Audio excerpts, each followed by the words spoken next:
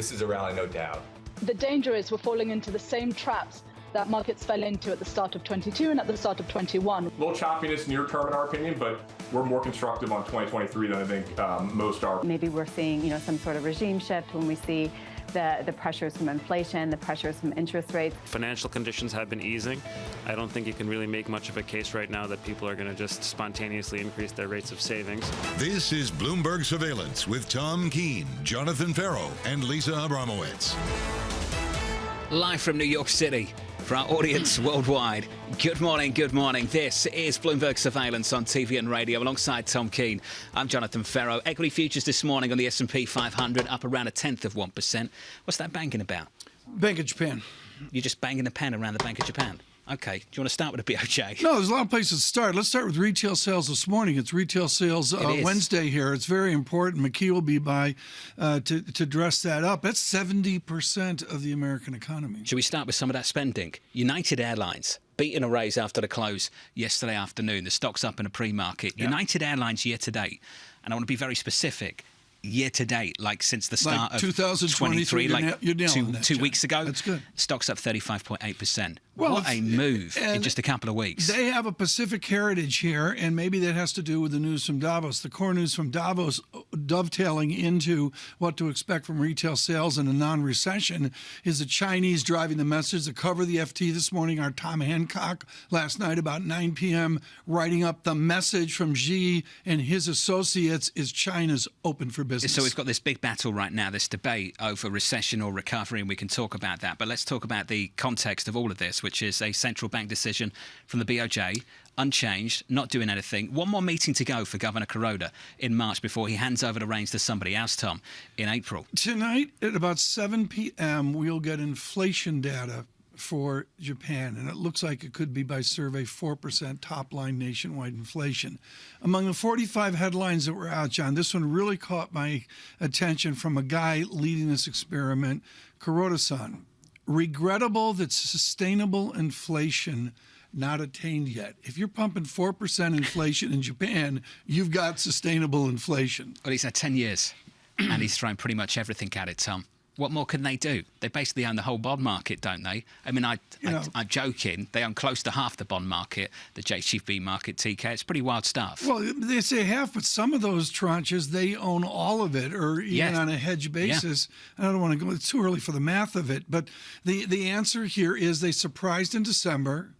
They shocked this morning by doing nothing. That's what central banks are really good at. And then what's the next 6 weeks out, again, when the market tests them? And, I go back to Soros and Bank of England here, whatever decade that was in, and this is the markets trying to break Kuroda. And it's tough to bet against the markets here. Well, he's pushing back today. 129 on dollar yen, positive by about 0.8%. That currency pair had a 2.7% move against the Japanese yen a little bit earlier this morning. In the bond market, if you can pull up the screen briefly, we'll whip through things. A bit into the bond market, 10-year Treasury yields lower, down by about 7 basis points. A break of 350 on a 10-year, 347.57. Equities just a nudge higher by 0.1% on the S&P. And crude, we'll keep an eye on this too. Yeah. 81.68. United Airlines. WTI at 1.9%. And every time this is true, folks. Every time I look at the screen, once a day, twice a day, Brent crude's up 87 and change. When do we round up to 88? We're not there yet. One more stock to look at: Microsoft. Reports from Sky News, of all places, yesterday in the UK, that we could be getting 11,000 job cuts out of Microsoft. We had one really interesting call on the south side, Tom. The first bearish call on the stock in 3 years. 3 years, we finally get a sell on the stock, and it comes from Guggenheim. And the individual at Guggenheim said this, Tom: most investors see Microsoft as a large, stable business that can weather any storm. It has vulnerabilities, some of which could be exacerbated by this macro slowdown. We're in a prolonged macro slowdown. No one is immune, was that note in the last 24 hours. That's the call there on the macro economy and how it folds into big tech. I would fold it into Goldman Sachs.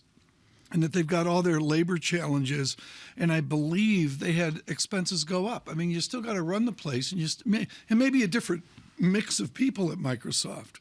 But the idea that they're going to diminish their labor thrust, I don't buy. That stock was challenged yesterday, that's for sure.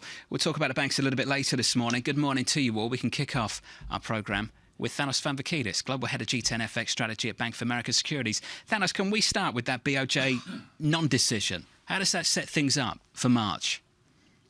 Well, the Bank of Japan likes to surprise investors. Perhaps they remain on hold because most of people were expecting them to move. However, they are on an unsustainable path, and what they did during the holidays has opened Pandora's box. Inflation now is well above their target. We expect that it will remain actually well above 2% this year. And although they are right not to start a proper policy normalization cycle, I think they don't need unconventional policies anymore. So the market believes that it's a matter of time when at some point this year, sooner rather than later, they will have to get rid of yield targeting and bring rates back to zero. And the market will keep testing them. Thanos, a major shout out to Ambrose Evans-Pritchett, the Telegraph, who featured this chart yesterday. It was from Bloomberg. Let's go to it right now. And it's real simple. There's the yield chart in red. And for those of you on radio, all you need to know is the so-called yen swap pair has exploded out to a much higher yield, and that is highly unusual in the case of this chart going back 5 years. Thanos, it's as if the market is speaking to Mr. Kuroda right now. What is the power of the market to tell the governor of the Bank of Japan what to do?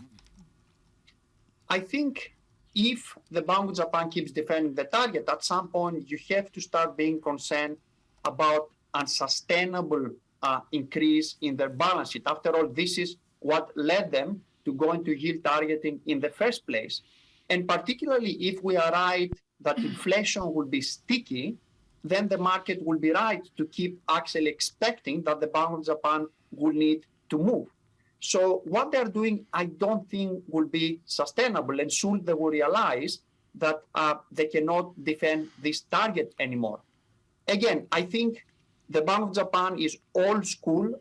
They like to surprise markets. Maybe they will do it when market least expected. Right. But I don't know if they will find the proper window now, because the market has a very strong belief that they are moving in this direction. And again, what they did in the holidays has led to this situation. Thanos, the 20, 30 headlines, 40 headlines that came out with the Bank of Japan today, the biggest shock for the street was the low ball on inflation, where they're looking well sub 2% inflation. I've got a print tonight, roughly 7 p.m., maybe 8 p.m., where they're looking at nationwide 4% top-line CPI.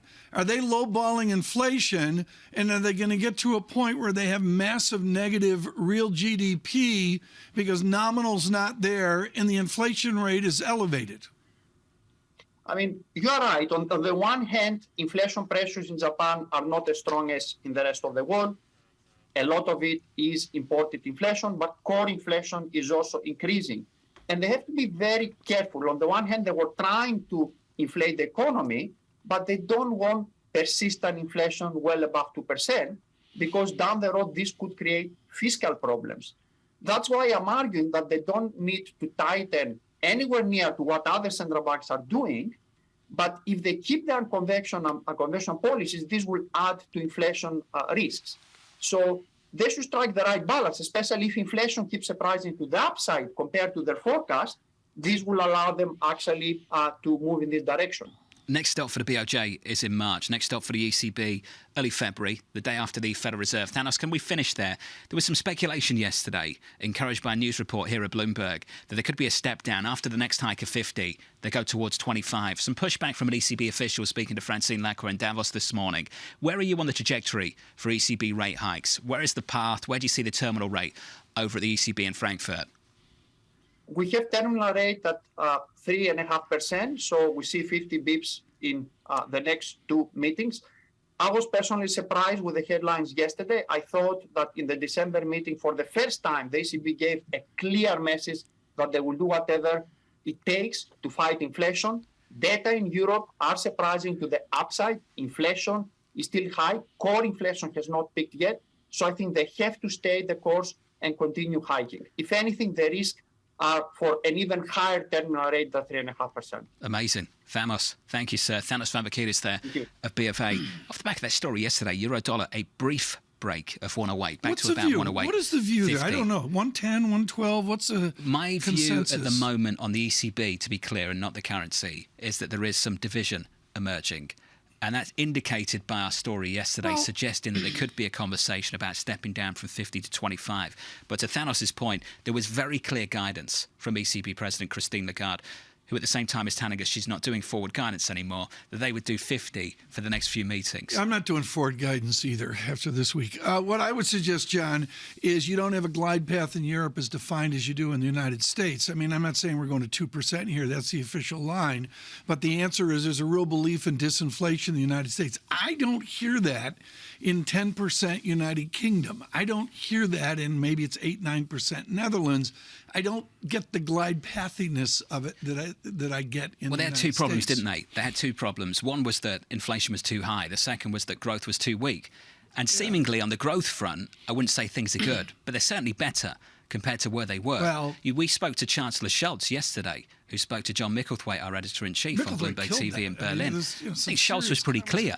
Yeah. We can escape recession here in Germany. He was convinced of that. That's a manufacturing dynamo, and I'd even put the Netherlands in that group. There's a lot of other places that aren't like that within Europe, but I'd say the same nominal GDP worry in Europe is the same as in Japan. I walked through that with Thanos there. The math, folks, is nominal GDP less inflation equals real GDP, and financial media just goes to real GDP all the time. I don't agree with that. To see the depot rate, Tom, at 2. After being negative for so ECB. long. Yeah, and to hear Thanos there say we can get to 350 and maybe they'll even have to go higher. All this stuff was unthinkable 12 months ago at the European Central Bank, and here we are. Yeah, I think the unthinkable is what we're talking about here, and the answers we're going to adjust to it. The elephant in the room to the salvation of Europe, the salvation of Japan, and all the other worries that are out there is a burgeoning China, and that was the single message out of Davos yesterday from the Chinese leadership. Massive change. You heard from Bramo. She's skiing this morning. I talked to Barry last night late, it was like 3 a.m. their time, 9 p.m. our time. What did you learn? I said, Barry, is she there singing Sweet Caroline? And he said... She was at the bar singing? Sweet Caroline, yeah, After a few drinks, or just turned up sober and started singing? Barry didn't want to go there. He protects the innocent. Okay, that's pretty cool. But, that's why Barry's good for her. I'm pleased she's having a good time. Sweet Caroline. Oh, are you about to sing? Whoa. Nice. Thank you. Don't we have music rights? Can't we play some of that? Steve Pagliuca, he got Neil Diamond to sing at Fenway Park. That's pretty cool. That is pretty cool. Whoa. Okay, Laurie Heinel's coming up in the next hour from State Street Global Advisors. Looking forward to that. Futures this morning up about a tenth. This is Bloomberg. Keeping you up to date with news from around the world with the first word, I'm Lisa Mateo. U.S. Treasury Secretary Janet Yellen sat down with her Chinese counterpart today in Zurich. It's Yellen's first face-to-face meeting with Vice Premier Liu He. Now, before the meeting began, Yellen said that misunderstandings must not make the relationship between the two countries worse. Inflation in the UK dipped in December for the second month in a row. According to government figures, consumer prices rose 10.5% from a year earlier. Still, inflation is 5 times higher than the Bank of England's target. The central bank has raised interest rates 9 times in a row since December 2021, and another rate hike is likely next month. In Ukraine, the country's interior minister was among those killed when a helicopter crashed near the capital city of Kyiv. 18 people died and 29 were injured. No word on what caused that crash. Microsoft is joining the ranks of tech giants that are scaling back.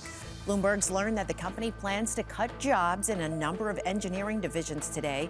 The layoffs are said to be significantly larger than other round of job reductions in the past year. Global news 24 hours a day on air and on Bloomberg Quick Take, powered by more than 2,700 journalists and analysts in more than 120 countries. I'm Lisa Mateo. This is Bloomberg.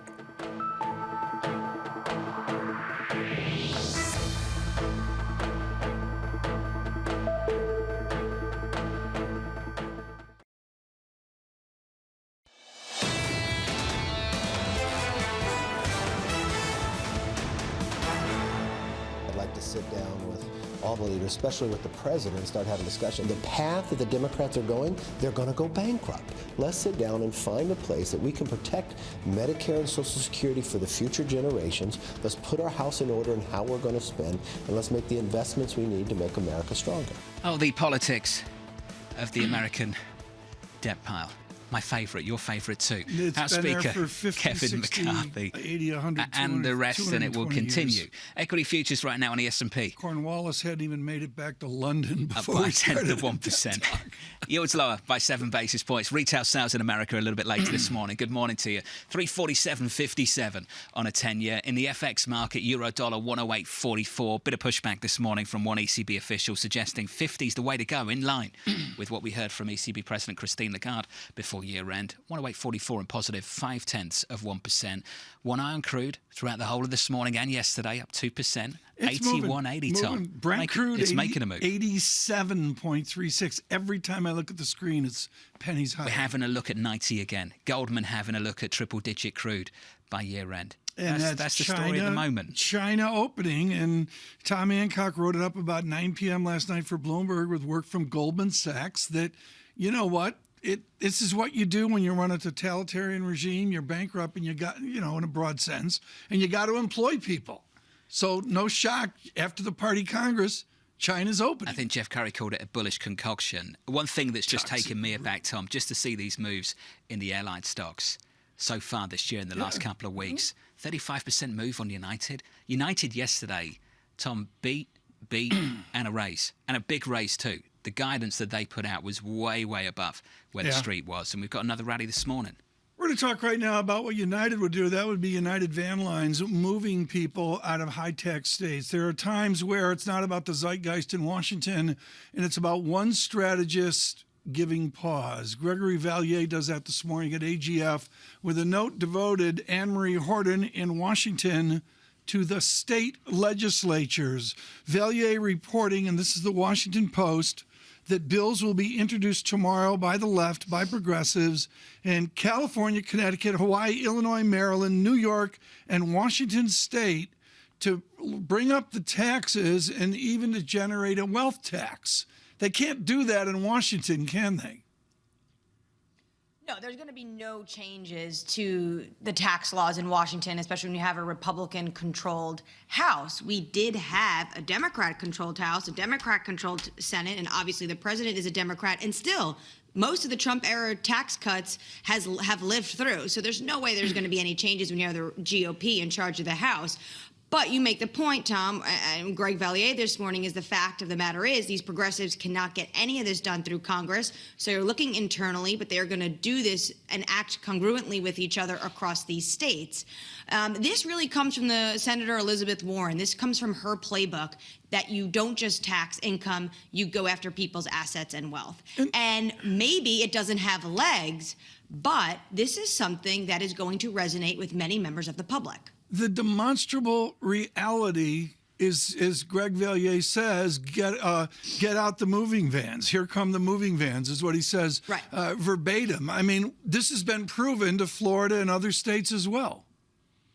Florida, Arizona, there has been, you see an exodus at times of people from these very high-taxed cities. Think about those living in New York City. You pay federal, you pay state, you pay city tax. You have you have incredibly high rents, and then with inflation on top of that, and you compound that with the fact that you can, for most people, start to work more remotely at home. We obviously saw that exodus to Florida, and potentially if there's a wealth tax, it'll continue. I know you're laughing because you're living it. I walked by Ferro's desk the other day. We never talk. I walk by his desk once a year, and he's got a map of Texas out on the desk. I tell this story to everyone. I remember when I was moving over here 7-8 years ago, and the accountant said they'd give me a call. Bloomberg offers great service to relocate, so I take this call with the accountant. I'm thinking I'm going to be paying lower taxes in America. This will be great. That's the canard. Gets on the phone and says, federal income tax will be X. And I'm thinking, fantastic. Step down from where I was in the UK. And they said, no, we're not done. And then they start going state, city. I was like, what are you talking about? This is so important. I'll let you go back to Anne-Marie here, John. The summation of the many taxes is and the then tension. The property taxes on top of that. Question I keep asking is, how on earth do you retire? in some of these states with the property Folks, taxes as high we as have they an are. announcement to make today. We do it in advance of our strategic You're not planning. retiring? January 2024. Bloomberg Surveillance. What happens in 24? From London. Oh, is that right? Yeah, We're making a Tyler move. Brulé was here with Monocle. He wants us to move to Zurich. I could talk about the taxes around houses. Continue Okay. with Miss Horton. Anne-Marie, this is an administration, even with a majority in Congress over the last couple of years, that couldn't even close the carried interest loophole. What are we talking about? Mm-hmm. Well, again, this is why these progressives, and it's a great point, they couldn't close carried interest loopholes. So obviously the private equity lobbyists got on the phone, and even they couldn't get that done because they had such a slim majority, right? Most Democratic lawmakers want to see that closed.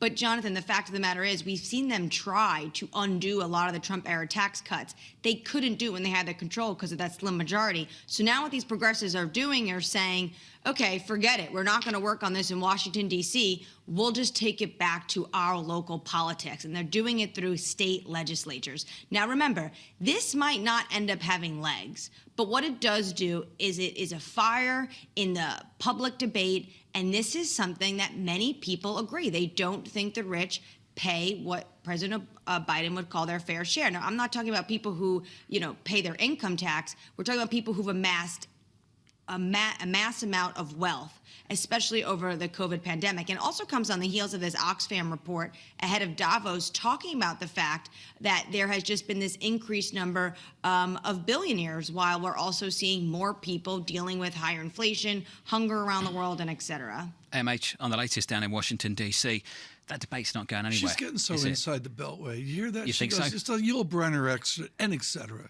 And et cetera. And et cetera. And et cetera.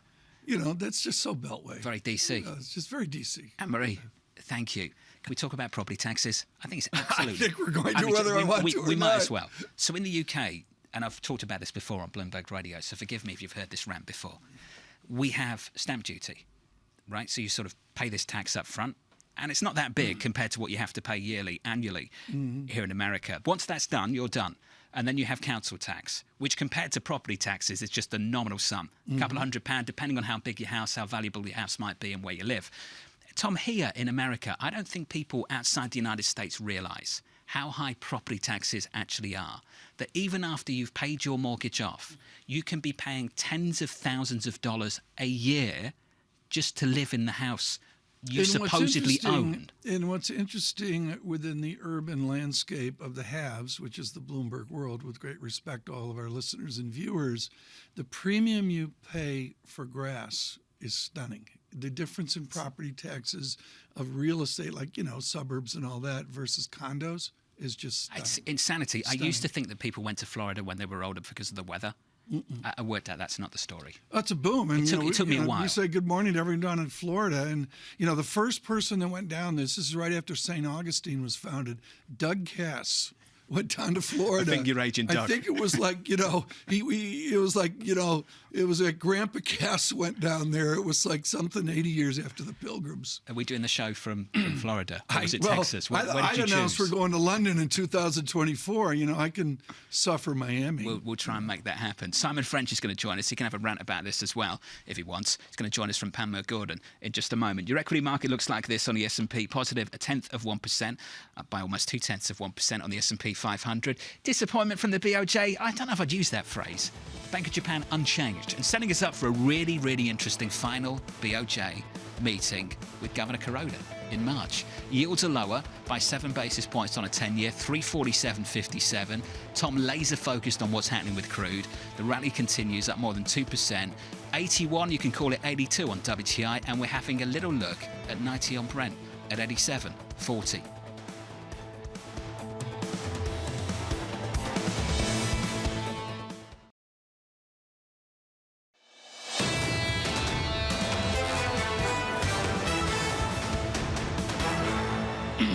2 hours away from retail sales in America. Equity futures look like this on the S&P, up almost 0.1% on the S&P 500. Likewise on the Nasdaq 100. If you take a trip to the bond market, quick snapshot of Treasuries, 2s, 10s and 30s look like this. Yields in at the long end by 7 basis points on a 10-year, 6 on 30s. Your 10-year sub 350, 347.57. Maybe you can thank the BOJ for doing absolutely nothing and not adjusting its yield curve control. Dollar yen out to 129.34. That's a 1 percentage point move on dollar yen. It was as high as close to 3% against the Japanese yen in the dollar's favour. Need to look at euro dollar too. Yesterday, a break of 108. Just briefly, just a brief break of 108 off the back of a report here at Bloomberg that maybe we get a downshift in the next couple of meetings from 50 to 25. I can tell you we bounced back today. Plenty of speculation about whether we get that downshift from 50 to 25.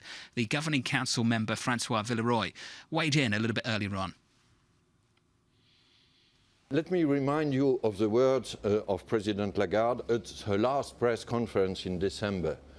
We should expect to raise rates at a pace of 50 basis points for a period of time. Well, these words are still valid today.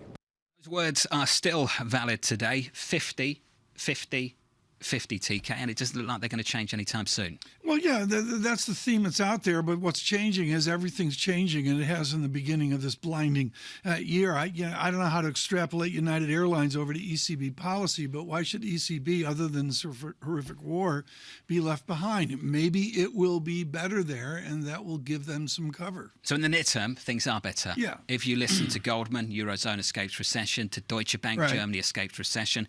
You listen to Chancellor Scholz yesterday on Bloomberg TV, who said himself he is convinced that Right. Germany can escape recession. What I want to try and understand from the Europeans, Tom, is whether the situation we went through this summer, last summer, fearing this winter, whether we repeat that act Right. this coming summer, approaching next winter. Someone to help us with that, Simon French, chief economist, Pamela Gordon, in the British media, particularly writing some really thoughtful essays. Simon, thank you so much for joining today. At the margin, it seems like Europe is being buffeted by good news, including China reopening.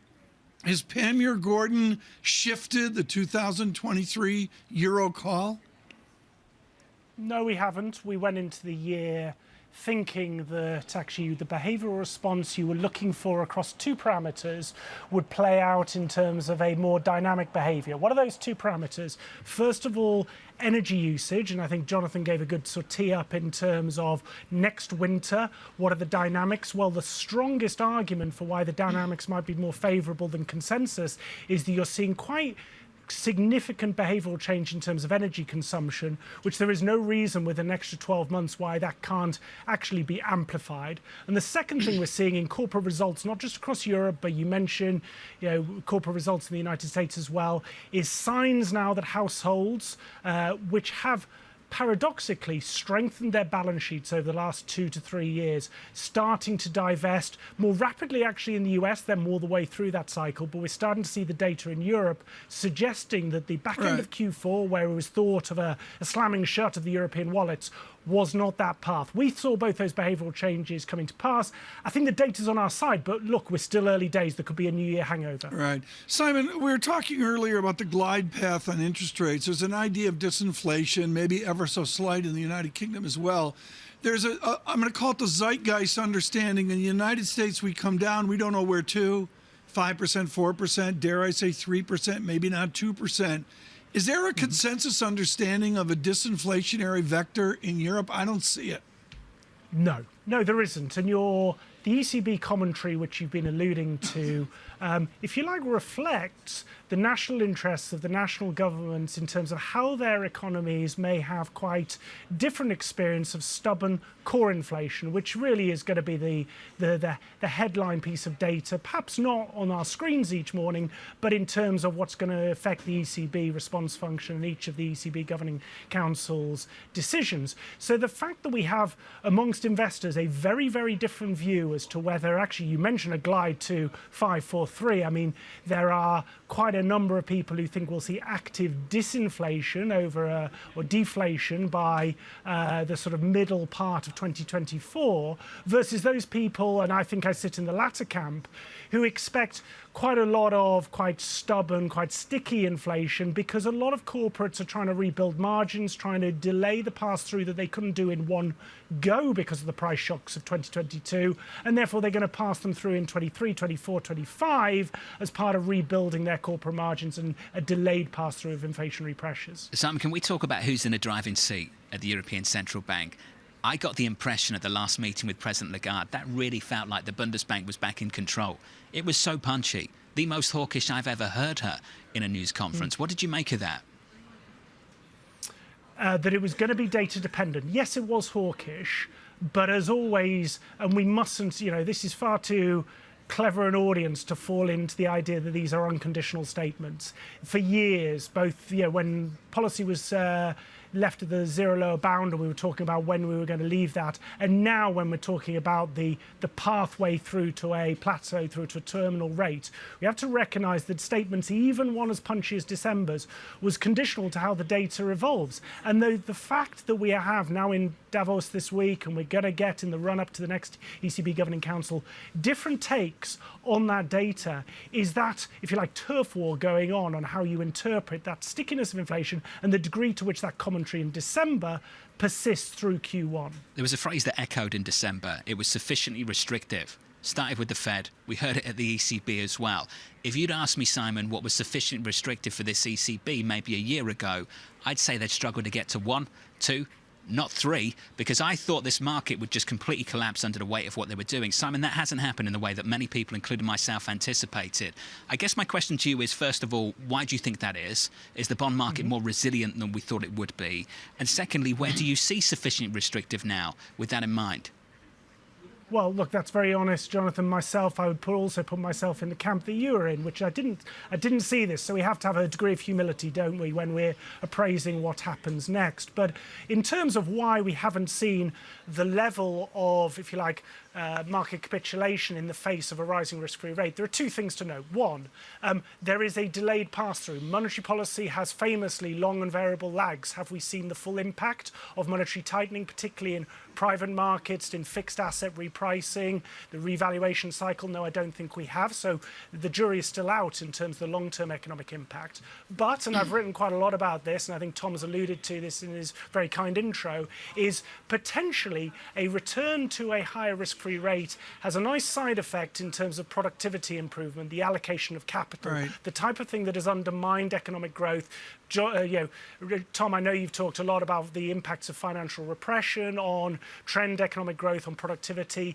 Potentially investors, and I've talked to a lot of investors who see the potential corollary of a high risk-free rate, a return to more normalised levels of productivity, and a welcome return. That may be one of the explanatory factors. I mean, and this is really important, folks, and this centers on my optimism here on things clear, corporations change. If there's a great misjudge, I would suggest, Simon, it's led by the European, the American, the Pacific Rim consumer as well.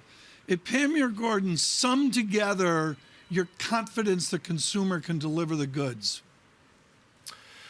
Well, if you take the data points in terms of the excess savings that took place throughout the pandemic years, 2020, 2021, the US consumer has begun quite a considerable divestment phase, but they still have, while the savings ratio is normalised and will possibly and is starting to undershoot, there is still a stock effect that can support consumer spending. Europe, and I include the UK in this, is on a much more delayed pathway. We've only just begun that divestment phase, but it circles round to consumer confidence, to sentiment. The degree to which balance sheet flex from consumers is buttressed by the fact that the labour market remains strong. You think you don't need as much of a rainy day fund for potential redundancy unemployment because you think the labour market will remain strong. Those indicators are still very robust, and that allows, if you like, a divestment cycle to support the consumer. If the labour market starts to turn, then we get a very, very different response function in terms of consumers, and we'll see corporate reporting replicate that sentiment. Simon, super smart as always, buddy, and it has been Way too long. Let's do this again soon. Simon French there of Panmure Gordon, Tom. On the latest on the European and I guess global economy as well. There's certain core economic words that endure across decades and centuries, and he alluded to one there, which is incentives. You can't have societal incentives if you have financial repression where retirees are flat on their back. Doesn't matter what country and that. And we've identified through the great financial crisis the financial repression of so many to save the financial system. We're coming out of that. As Taleb says, the gravity is returned, and that's the emotion and the volatility you see here in early 2020. And as we've said, the return of discipline as well. Yes, well said. We've talked about this a few times, and I talked about it in the last couple of weeks as well. You think about what we had over the last decade, Tom. Exceptionally low interest rates, monster bond buying programs, and we had low and stable wage pressure as well. Low and stable labour costs. And I always think about the kind of economy we built off the back of that. We invested in, what did we invest in?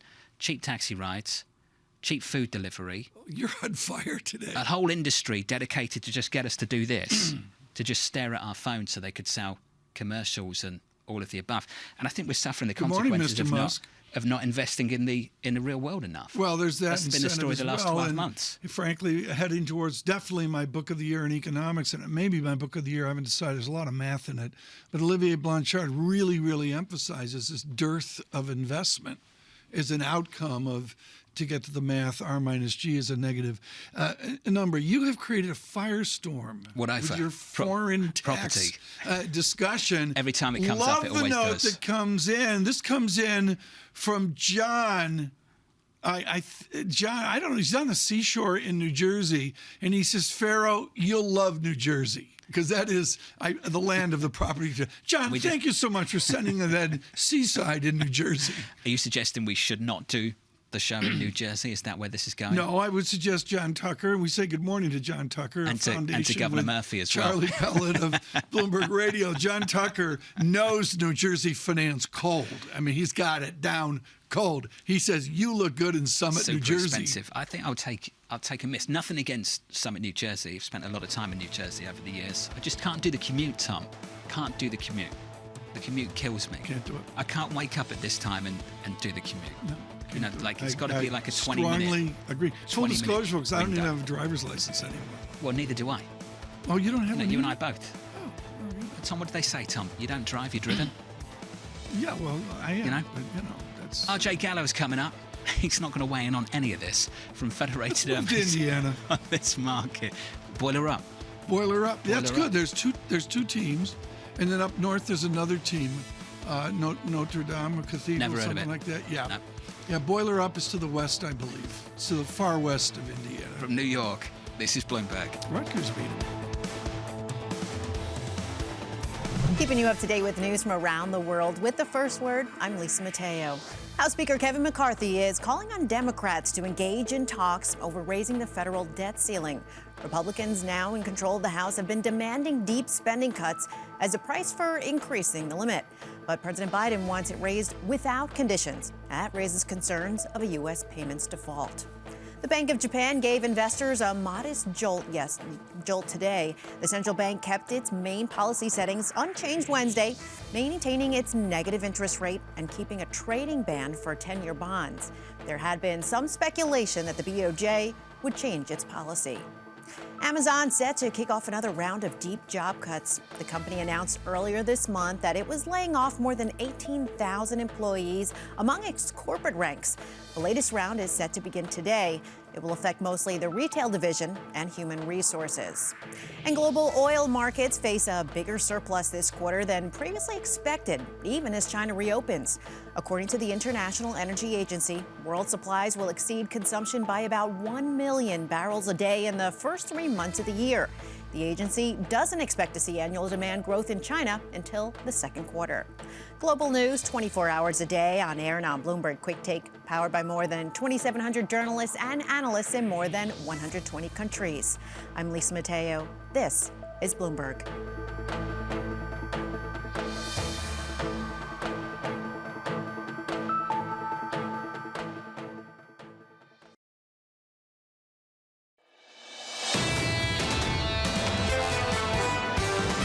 to see some margin compression. We are going to see some revisions down.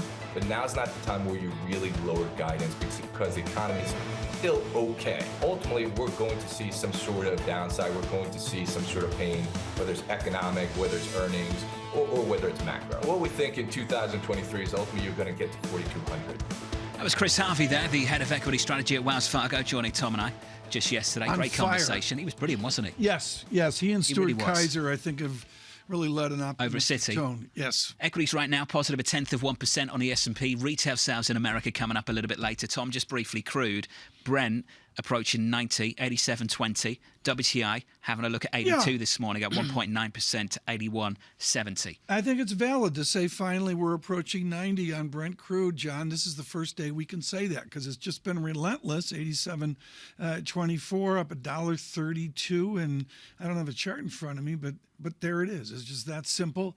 Petroleum on a march, and so much of that because of China, which means it is an annual visit in Davos, Switzerland, the meetings of the World Economic Forum. Lisa Abramowicz there, just in from the piano bar. Let me get my surveillance watch out and look at the time changes. Lisa Abramowicz with one of my favorite people, Fadi Birol of IEA. Good morning, Lisa. Good morning, Tom, and thank you for that. I am here with Fadi Birol, Executive Director of the International Agency for Energy, and there is this question here at a time when you are the busiest ever of trying to get a handle on an energy market that has defied everyone. I was speaking yesterday with Chevron's CEO, and he said he could see an argument for oil prices going to $150 or going to $50. Do you agree? I think he's a businessman. I am sure he knows what he's talking about because he makes money or loses money, and I hope he has a good view about the markets. But when I look at the markets this year, 2023, there are many, many uncertainties. But if you ask me, which is the biggest uncertainty, I would say it is China. The reason is very simple. Last year, 2022, for the first time since 40 years, Chinese oil and gas demand declined. So it never happened in the last 40 years. And this year, Chinese economy is reopening, and we may see Chinese economy growing strongly. And if Chinese demand for oil is strong, it would put upward pressure on the prices. So China is, for me, the biggest, perhaps, uncertainty, followed by the oil-producing countries' policies. Okay, so we'll get into the oil-producing countries' policies. Sticking with China for a moment, do you have a sense of how much energy, how much coal, how much crude they've already stockpiled to get ahead of a reopening that could potentially dampen how much activity could translate directly into demand for crude? No, I think Chinese oil demand will definitely increase this year. The question is how much. There is no question that I don't believe that if there's a reopening of China, which goes smoothly as the Chinese leaders here and in China claim, it may mean that the Chinese oil demand will increase, unlike last year, which declined. So it means that it will be the biggest driver of the global oil demand, because when you look at it in a normal year, about half of the global oil demand growth comes from China, other half of the growth comes from everybody put together. So therefore, China's oil demand will bring about 900,000 barrels per day additional oil demand growth to the markets. You just put out a paper that said that we're actually oversupplied right now, that there is more oil than there is demand in the markets. How much would it take to change that? Very little, because the cushion is not as big as the consumers of the world would like to see. It's a very tiny bit. If the Chinese economy, for example, surprises us on the higher side, if the economy grows instead of 4%, 5-6%, that cushion will disappear very quickly. So therefore, we shouldn't be relaxed to see that the oil markets this year will be comfortable and without any problems. This will be more on the too optimistic side, looking from the world's consumers' point of view. Are there any lessons taken from what we saw in the summer of last year with respect to demand destruction? At what level the price has to get to in crude where people just stop buying and there's sort of a natural ceiling? It's depending on the country. I mean, it is different in the United States, different in Europe, different in India and the lower income countries. But I see that if the prices come around $70 to $75, it is a good signal for the consumers around the world. But that's a good like that they will continue to buy, but higher than that, not so much. It's especially for when you look at the numbers. It is especially for the developing world, which is the most important one, because their financial muscles are much weaker compared to North American or the European or the Japanese consumers. I think above 70 to 75, it becomes very difficult for them to absorb that increase in the prices. Do you feel like there needs to be more investment in fossil fuel companies that have been abandoned in the past couple of years for ESG types of priorities? I think when you talk about, for example, United States, I don't think that the oil companies have difficulties to invest in terms of availability of the money. They have a lot of money in their pocket, and I think what they have preferred, instead of investing, they have preferred to pay it back to the shareholders. And when you look at last year, 2022, the oil and gas industry, the windfall revenues reach $4 trillion US. In a normal year, normally it's about 1.5 trillion, and last year they make 4 trillion. So nobody can convince me that they don't have enough money to invest, to be honest with you. It means they don't have the intention. They pay back to their shareholders. We've been talking about the potential for an upside surprise with respect to demand if China comes back online. What if there is a fairly deep recession or even a mild recession? How much could oil prices fall from here just because of people hunkering down and not being as active? I think depending on how deep the recession is, how wide the recession is, but if it's a mild recession, I don't think that we will see a big drop of the oil prices as we have seen during the COVID times, but it will definitely put downward pressure on the prices if there is a widespread recession around the world. But I don't believe that China, the largest oil importer of the world, will go to a recession.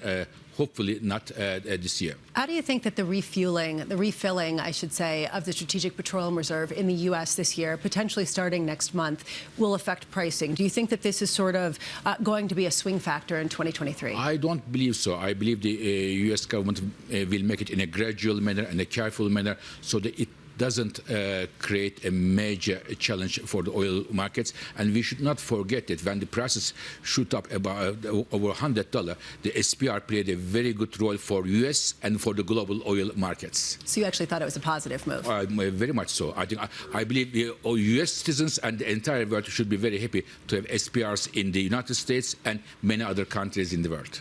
Fatih Birol of the IAA, thank you so much for being with us. John, sending it back to you. Lisa, thank you. Fantastic work, as always. You missed over here in New York City. Lisa Abramowicz alongside Fatih Birol there of the IEA with that iconic backdrop in Davos, Switzerland. Tom? It's iconic. I think it's, I said to someone once, well, I think that's Italy. And I think I was turned around. I was like... I may have been waving that to guy Austria. sitting Hi, next Austria. to you doing that. Do you want to pick up on the commodity story? That line from Goldman and Jeff Curry to kick off the week. Yeah. You cannot come up with a more bullish concoction for commodities right now. And he went beyond crude. Let's be clear about that. Well, you've been out front in copper. 11,500 is the number he's looking for, Tom. Went through 9K in the last week. And what we heard from Simon French, I mean, why is this bad news? I mean, we're reopening off of a global medical event. And to me, it's all plus if it gets us back to normal incentives, normal interest rate structure, and heaven forbid, commodities priced in some general equilibrium. We're still trying to figure out, Tom, just how many issues come about from the revenge spend we're expecting from the Chinese consumer, how much power that reopening has, and whether we go back to some of the issues we were grappling with last year. I go back to the same question with the Chinese reopening on the supply side. Supply side relief because the factories get going to full capacity again, or supply-side dislocations because demand kicks in an unfavourable way? I would suggest there is a cultural heritage in China to work. It's got nothing to do with the party and the politics. This goes back centuries, and they've got a work ethic like no one, and that you got to be optimistic there that they work all that out, that they work it out on a truly micro a battle. Can I bring up something that Axios just publishes? You don't need my permission. This Chat GPT thing? I do, we're trying it for the show to get rid of me. Chat GPT passes barely what are called the national boards. They're like the CFA exam, but for doctors. Yeah. And the flunk rate's about, it's 14, 15, 18%. ChatGPT passed all 3 national board So basically, exams. the whole of this country now is doing its homework Yeah, if you got a on sore throat, ChatGPT. you go in, they tell you what to do. With ChatGPT. Is that how it works, TK?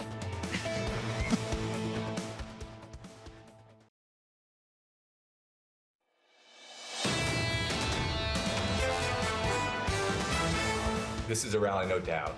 The danger is we're falling into the same traps that markets fell into at the start of 22 and at the start of 21. A little choppiness near term in our opinion, but we're more constructive on 2023 than I think most are. Maybe we're seeing, some sort of regime shift when we see the pressures from inflation, the pressures from interest rates. Financial conditions have been easing. I don't think you can really make much of a case right now that people are going to just spontaneously increase their rates of savings. This is Bloomberg Surveillance with Tom Keene, Jonathan Ferro, and Lisa Abramowicz. Retail sales data in America coming up in about 90 minutes' time. Live from New York City this morning. Good morning. Good morning for our audience worldwide. This is Bloomberg Surveillance on TV and radio. Alongside Tom Keene, I'm Jonathan Ferro. Equity futures right now up a couple of tenths of 1%, TK. We keep asking the same question. Are we rallying into a recession or rallying into a recovery? It's right out there. Ben Laidler, always doing good work at eToro, and he just nails it, John, with a nice graphic. This is out on Twitter for Laidler, I'm sure also to his clients. This is the 7th bear market rally, and that's normal. To be clear, he's calling it a bear market rally, though. Yeah, okay, but that's what happens, and then all of a sudden it's not. And everybody has an interpretation of how you get there. So Marko Kolanovic over at JP Morgan does not want to get on board with this rally. Him and the team published just yesterday. Yeah. Here's the top line from him. We remain cautious on risk assets and are reluctant to chase the past week's rally as recession and over-tightening risks remain high. A lot of the good news, they went on to say, is already in the price in terms of inflation moderation or the potential for a soft landing. A lot of the good news, Tom, is already in the price. I'll go with all of that, and it's subject to change. And you say, what will change it? It's the data, and one of them is coming to us here in 89 minutes. So you've got the hard data and the soft data. So the labour market data, payrolls, pretty decent, right? Yeah. The top line, headline data, great. Wages a bit softer, encouraging soft landing, Goldilocks, all that good stuff, great. Look at the survey data. Empire Manufacturing yesterday was grim. Dreadful. The ISM, dreadful. Both manufacturing and services. Yeah. Got a real gap emerging here, Tom, between the soft data, the survey data, and what's been happening with markets. I'd go with what Fadi Birol just told Lisa in Davos, this idea that China pushes against all of this. It pushes differently against Europe. I'm with the people that suggest the China effect on Europe is underestimated. It will probably be larger. You heard that with Mr. Micklethwaite yesterday with the leadership of Germany. I mean, it's percolating right now. We're getting the pushback from the airlines too. United Airlines beat on a top and bottom line in the last 12 hours or so, Tom. Raised their guidance. I would say shredded the guidance on the street. Stock rallied. Stock year to date, I keep saying this, up 35.81%. Year to date in a couple of weeks on one single name. The airlines have performed terrifically. You can look at the luxury names too. I was looking at the luxury names, Tom, this morning with Jamie, my producer, just year to date, up 15, 16%. Don't you have a producer? I don't have a producer. How does that work out? That's why we don't sit near each other. Hermes up 15, 16% this year so far. Tom Kering is up by about the same amount. That's Gucci, right? They threw that guy out. LVMH is flying as well. That's that Louis Vuitton. Yeah. Got that. Mr. Arnaud. UAL margins before pandemic, 17, 18% EBITDA. They're not back there yet. They got 10 or 13%, but they're well on their way back to normal. It's just going to take longer to heal. Prices are high. Supply is constrained. We've all been to the airport. We've seen the mess. They're doing okay, aren't they? I think that's the takeaway for the airlines at the moment. I'm just not surprised by any of this as we move along after the pandemic. The war does get in the way, particularly for someone was clearly surprised because the stock is up by a third year to date, a few weeks in. I think that is the China play. I agree. Equity futures right now up 0.2 on the S&P 500. Equity futures advancing just a little bit on the Nasdaq, up by a similar amount. Yields come in by 7 basis points. Tom, just briefly, 347.20 on a 10-year, helped out by a BOJ non-decision. No move from the BOJ. Yeah, I go with that, John. There's a knock-on effect here out of Bank of Japan, and it's a central bank that has an arch rule. This is in all the histories of the central bank, including Mr. Bernanke. They love to surprise, and if they moved on yield curve control today, that was widely anticipated, and they would not have surprised. So, and then in March, his last meeting, how do you surprise there when we all expect I think what you the see move to is take the place in inflation, March as now? Ben Emmons writes up, and I've quoted it 3 times off the Bloomberg terminal, top line inflation, Japan, tonight we will see that in their morning, 4% inflation. Never, John, did I think I would make that statement. The dollar yen right now, 129, was as high as 131. A little bit earlier in the session, we had a move of 2.7%. Now only 0.7% higher on that currency pair. Stronger dollar, weaker Japanese yen on that currency pair at least. Joining us now is Laurie Heinel, Global Chief Investment Officer at State Street Global Advisors. Laurie, fantastic to catch up with you as always. Can we start with a question that Tom and I started this hour with? Are we rallying into recession or rallying into recovery? Well, it depends. Certainly our core call is that we're rallying into recovery and that we're going to hit a soft landing, and we hope that the Fed will engineer a soft landing here in the U.S. But the jury is still out. There is still a lot of pressure on the Fed to contain inflation.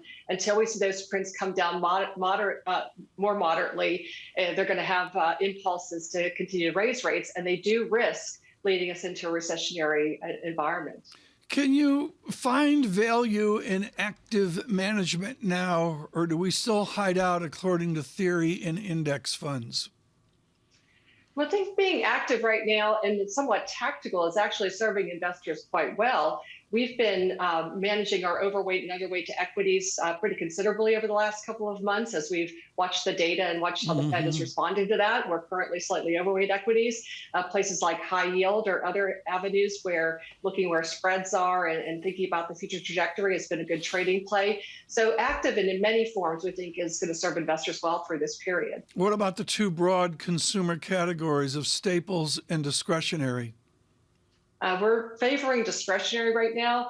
We heard you talking earlier about some of the areas, luxury goods, air travel, things of that nature. We think that those are more valuable in terms of the reopening trade that we're seeing in China, the impulse for consumers globally to have still the propensity to spend.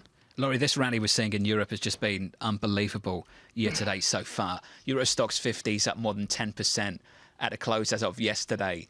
Laurie, do you think that can continue? Have we got some sustainable tailwinds behind that move, or is that just a big relief rally off the back of the fact people are saying no recession, maybe the economy just stagnates? Perhaps this ECB will be hiking not into a recession, but just into 0% GDP growth?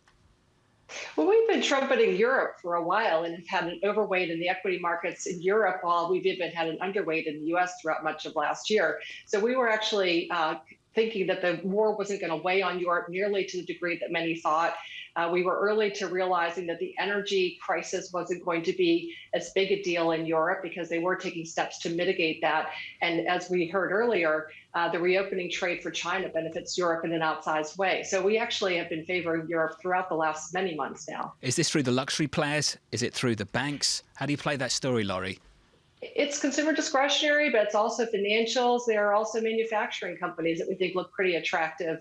We've seen autos actually be quite resilient in the face of some impulses to slow down. So there are many things to like, and it's also a bit of a value trade play because we've seen value stocks be a lot more attractive in this environment. Laurie, what is the distinction of the U.S. juggernaut of, I'm going to say, the last 15 years versus the burgeoning EM trade? How do you study that? What is the thing our listeners and viewers should look for in saying U.S. domestic or international?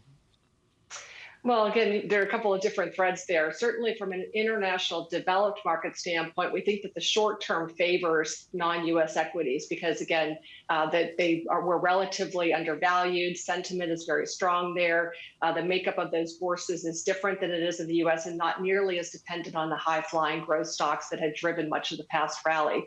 When you talk about emerging markets, though, it's a very different story. We think that there are still a lot of vulnerabilities there. We actually like the China reopening trade, and so that's part of our basis for overweighting broadly the Asia markets. But there are other places where there still are concerns about COVID, there still are concerns about geopolitics, and there still are concerns about whether the long-term growth prospects remain.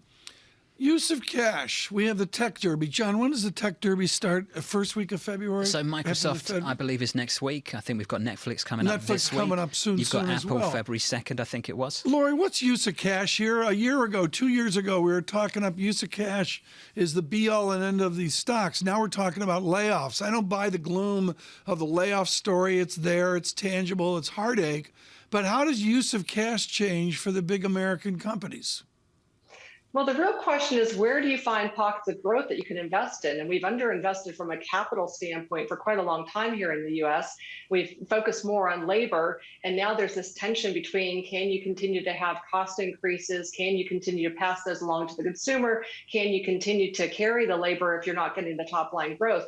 And so a lot of companies are really grappling on a kind of a micro level with how do they think about that and continue to grow growth? Because ultimately, what we're all pursuing is earnings growth. And their levers are smaller and more limited than some other sectors might have. Laurie, wonderful to hear from you. But it's Europe, not alone either. Laurie Heinel there of State Street Global Advisors. We said this yesterday, what a difference a rally makes. What a difference a rally makes. All of a sudden, the tone totally changes. Yeah, well, I'll go with that. And we've seen that in the first 3 months here, but 3 weeks here, I should say, of the January. It's like a blur, to be honest. What was so important there is the idea she alluded to that in this tumult, there's fewer things to choose from. And that was the shock of the Microsoft news today. One of those for everybody's always, when in doubt, Microsoft. And with the layoffs anticipated and the challenges, all of a sudden, even Mother Microsoft is affected. Markets can be painful. We'll see if this is a head fake or the real deal. Tesla this morning up by 3.5%. We heard there from Laurie about the automakers. This from Dan Ives yesterday on Tesla. And that huge move in the last week to cut prices by 20% in some regions. A lot of investor questions about Tesla. Why is the stock up on price cuts? It was up big yesterday too. This is Dan Ives at Wedbush. The reason is because the street views this as much-needed strategic poker move to go for the masses, aggressively go after consumer EV demand in a soft macro, near-term margin pain for long-term share gain volume. So our small margins are your problem, Tom. Seems to be the takeaway here for the bulls. Technically, it's a disaster. I get what Mr. Ives is alluding to. It's been a tough time. It's a bounce. I mean, anybody would say it's the Musk bounce, and we've seen the Musk bounce. And I should point out this goes very much between a pennant of support and resistance in late 2020 as well. They avoided with this announcement moving down to sub 100 climbs. Do you think Lisa Shallett will push back against the gloom over at Morgan Stanley? Don't know, joins but us when she listens, I in the next hour. I lean forward. She's fantastic. Yeah. Lisa Shallett, the CIO at Morgan Stanley Wealth Management, in the next hour, 8 a.m. Eastern Time. Time. Get the space heater away from me, thank you. 7:12 Eastern, right now, live from New York. Equity futures on the S&P 500, up a couple of tenths of 1%. This is Bloomberg. Keeping you up to date with news from around the world with the first word, I'm Lisa Mateo. U.S. Treasury Secretary Janet Yellen called a meeting with her Chinese counterpart today candid and constructive. In Zurich, Yellen sat down with Vice Premier Liu He for more than 2 hours. The Treasury Department said that Yellen looks forward to traveling to China in the near future. Inflation in the UK dipped in December for the second month in a row. According to government figures, consumer prices rose 10.5% from a year earlier. Still, inflation is 5 times higher than the Bank of England's target. The central bank has raised interest rates 9 times in a row since December 2021, and another rate hike is likely next month. In Ukraine, the country's interior minister was among those killed when a helicopter crashed near the capital city of Kyiv. 18 people died, 29 were injured. No word on what caused that crash. Twitter's daily revenue has reportedly fallen 40% in the last year. That's according to the website The Information. It also says a senior Twitter manager told staff that more than 500 of the platform's top advertisers have paused their spending since Elon Musk took over. And Microsoft is joining the ranks of tech giants that are scaling back. Bloomberg's learned that the company plans to cut jobs in a number of engineering divisions today. The layoffs are said to be significantly larger than other round of job reductions in the past year. Global news 24 hours a day on air and on Bloomberg Quick Take, powered by more than 2,700 journalists and analysts in more than 120 countries. I'm Lisa Mateo. This is Bloomberg.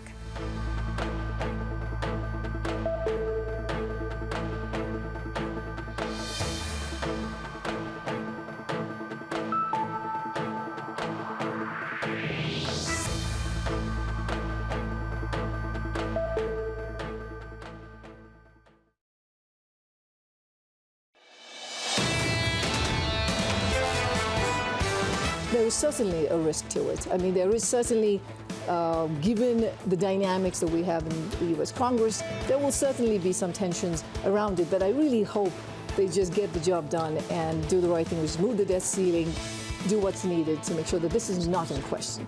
Gita Gopinath there, the first managing director at the IMF from New York City this morning. Good morning to you all. Let's check out some of the market price action for you. Just quickly, briefly, equity futures right now up 8 points. We're up by about 0.2% on the S&P. Retail sales a little bit later, 8:30 Eastern time, 1 hour and about 13 minutes from now. Yields look like this, down 7 or 8 basis points, 347.20 on a US 10-year. And Tom, get ready, some Fed speak a little bit later. Bostic of Atlanta comes up at 9 a.m, so that's 30 minutes after the economic data. Then you'll hear from Harker of Philadelphia at 2 p.m. Eastern time, and then at 5 p.m. you'll hear from the Dallas Fed's Laurie Logan a little bit later. I'll lean forward on Harker. I think he's a really interesting guy, sort of out of the Wharton Combine. He's got a real linkage here into, you mentioned the Empire number yesterday, what a disaster it was. Dreadful. There's a heritage of the Philadelphia Fed really having a pulse of business structure, and not just big business, but, you know, across all of the It's an important Philadelphia question. Region. How much weight should they put on the survey data that's been coming in really weak over the last couple of weeks? It'll be important to see, and in retail sales, we'll go beneath that headline data, important data with our Michael McKee. Anne-Marie Horton is in Washington, and she knows that in Davos there's discussion with people who are war strategists. I remember, Anne-Marie, in May when I was in Davos, a wonderful, spirited conversation with a giant, Lawrence Friedman of King's College, and he wrote in the FT yesterday on This Will Be a New and Different War. It's followed up in the Washington Post today by Mr. O'Hanlon, Mike O'Hanlon, with us many times on North Korea. Mr. O'Hanlon also talks about a new and next war in Ukraine. Within your reading, and particularly at Pentagon, Anne-Marie, how will this war change? Well, what we really are waiting for in terms of the news on this war is whether or not Germany is going to send these Leopard 2 battle tanks. Olaf Scholz, the chancellor, would not answer that question yesterday with our editor-in-chief, John Micklethwait, when they sat down in Berlin. He will be attending Davos. People are expecting him to potentially announce whether or not Germany is going to send these or allow others to send these battle tanks because they are German-made. But Olaf Scholz said he's consulting with his allies. We know he spoke to the president yesterday. So that is something that the Ukrainians are really waiting for. They want more of this, more military weaponry. We did get notice from the Netherlands yesterday, Mark Rutte, the prime minister, confirming a Bloomberg business scoop that they will also send a Patriot missile. So you do see movement in this direction. And of course, all of this comes as the fighting is getting incredibly intense, especially as Russia is making inroads on Bakhmut. And then also, of course, today, really the topic is going to be about the interior minister who fatally died in this helicopter crash. Yeah, what's important here, and again, to go back to Professors Friedman and Dr. Hanlon, the idea of Friedman talking about it is a winter stalemate. And Michael O'Hanlon saying the days of incrementalism, which, Anne-Marie, you've reported on from day one, they're over. Do you buy this? Is this being discussed, that we move beyond stalemate and incrementalism? Well, potentially, but I mean, what I think you will see when everyone talks about is this protracted war, that this will just continue. I mean, and I think we've talked about this a lot. What we saw in Ukraine before this started, and not everyone always paid attention to, was 8 years of fighting in eastern Ukraine. Yeah. What is difficult at this moment is it doesn't seem like the Russians want to negotiate any sort of ceasefire, and Russia will not leave without that land that they've already technically, in the Russian doctrine, annexed, right? Like they say that Luhansk, Donetsk is theirs, as well as Crimea. And this is a no-go for any political leader in Ukraine. Tell me, let's bring it back to the domestic front right now, where MAGA reigns supreme against the newly minted speaker as well. What is their power to dictate our incrementalism on Ukraine? Well, of course, Kevin McCarthy made that famous saying when he said it's not going to be a blank check for Ukraine, right? He had walked that back, though. At the moment, what you do see is more military support and aid going to Ukraine, whether it's a Patriot missile, whether it's the Bradleys, the tanks that are going to Ukraine, which, by the way, these tanks, when they were developed, were actually a response to the Soviet tanks, the BMPs, which stand for in Russian just infantry fighting vehicle. These tanks are basically one for that Soviet era. But the United States obviously cannot do this alone, which is why you see calls from the UK sending tanks, from France, and obviously the one we're waiting to drop is Germany. Anne-Marie, if we can just finish on the latest from the Treasury as well. There was a meeting this morning between Secretary Yellen and top economic officials out of China. The Chinese Vice Premier, when you hear this readout, and this line, because I've heard this line a lot. When you hear this line from the Treasury, so this is the readout, so-called readout from the US side, Yellen had candid and constructive conversation with the Chinese Vice Premier. What does that mean? It's a good question. It feels like there's a lot of abstract or maybe word salad being used here. But I think, Jonathan, you brought this point up yesterday when we heard from the Vice Premier, Liu He, in Davos, talking about a China that doesn't want to see protectionism. I imagine the, quote, candid words Secretary Yellen used with China was about that. Also, very much so on her mind is debt relief for Africa, especially in places like Zambia, and that is going to be a key part of her trip coming up. The last line of the readout, I think, is incredibly important. Secretary Yellen welcomes her upcoming trip to China. So not just Secretary of State Antony Blinken, which we know yesterday will be now going to China in early February. Yellen will be at some point heading to Beijing as well. AMH spending a lot of time in Beijing at 23. I think is the takeaway. I think, yeah, I do. I feel that very strongly. Road trip. Yeah, you know. Anne-Marie, thank you. Down in Washington, Trips, D.C. plural.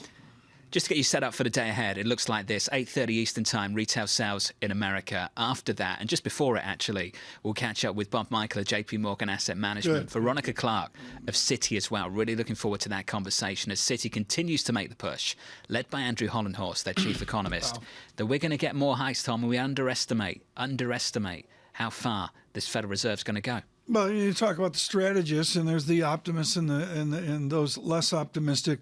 What I see pushing against it right now is a VIX, which acts differently today than recent days, 19.15 to get down to an 18 level is not noteworthy, but there it is, 23 down to 18 within Ben Laidler's 7th bear market rally. 19 right now. Do you want a flavour of where Bob Michael's at over at JP Morgan? Please, really always. Interesting print interview here at Bloomberg with him just yesterday. It is possible the Fed will not initially do enough because the labour market proved more resilient. That's his takeaway at the moment. This is the one thing that can unravel the market, and it's my biggest concern. He went on to say inflation does not come down until wages do. Wages don't come down until unemployment rises. Unemployment does not rise unless we are in recession. Bob Michael at JP Morgan. That's a classic Bob Michael. Like, he's sitting with Dimon, briefing Jamie Dimon on this for Dimon's annual letter. And everybody else is like, bad news is bad news or good news is bad news. Sure, whatever. Michael is like, good news is bad news is good news is bad news. That's the Bob Michael approach. Well, I think after the payrolls report, we got this sort of idea of this immaculate disinflation, that maybe we can get wages come down and unemployment doesn't need to climb. I wonder if that's just a quirk in the data right now that resolves itself in the coming months. My problem with this is, first of all, it's by definition nonlinear, and we don't know the nonlinearity of that. But far more, John, it's a step function. You come down from the horror of where we were X months ago, and you get to a certain level, and then you recalibrate. You re-hedge your bets there, and those levels, I think we have a clearer idea of those levels here than versus what Simon French said about Europe. They don't have a clue on those. My frustration with this conversation at the moment around the recession, I talked about this yesterday with Troy Gayeski of FS Investments and AllianceBernstein's Gershon Distenfeld. We keep talking about recession as some kind of binary event, this line in the sand. You don't cross it, everything's okay. You do cross it, everything's terrible. It's a process. We've got to sort of throw out that word and talk about what we actually mean by it. We should throw out the amateur interpretation of that word, and I say that for the late Martin Feldstein. Precisely. RJ Gallo's coming up. Looking forward to that. He joins us from Federated Hermes.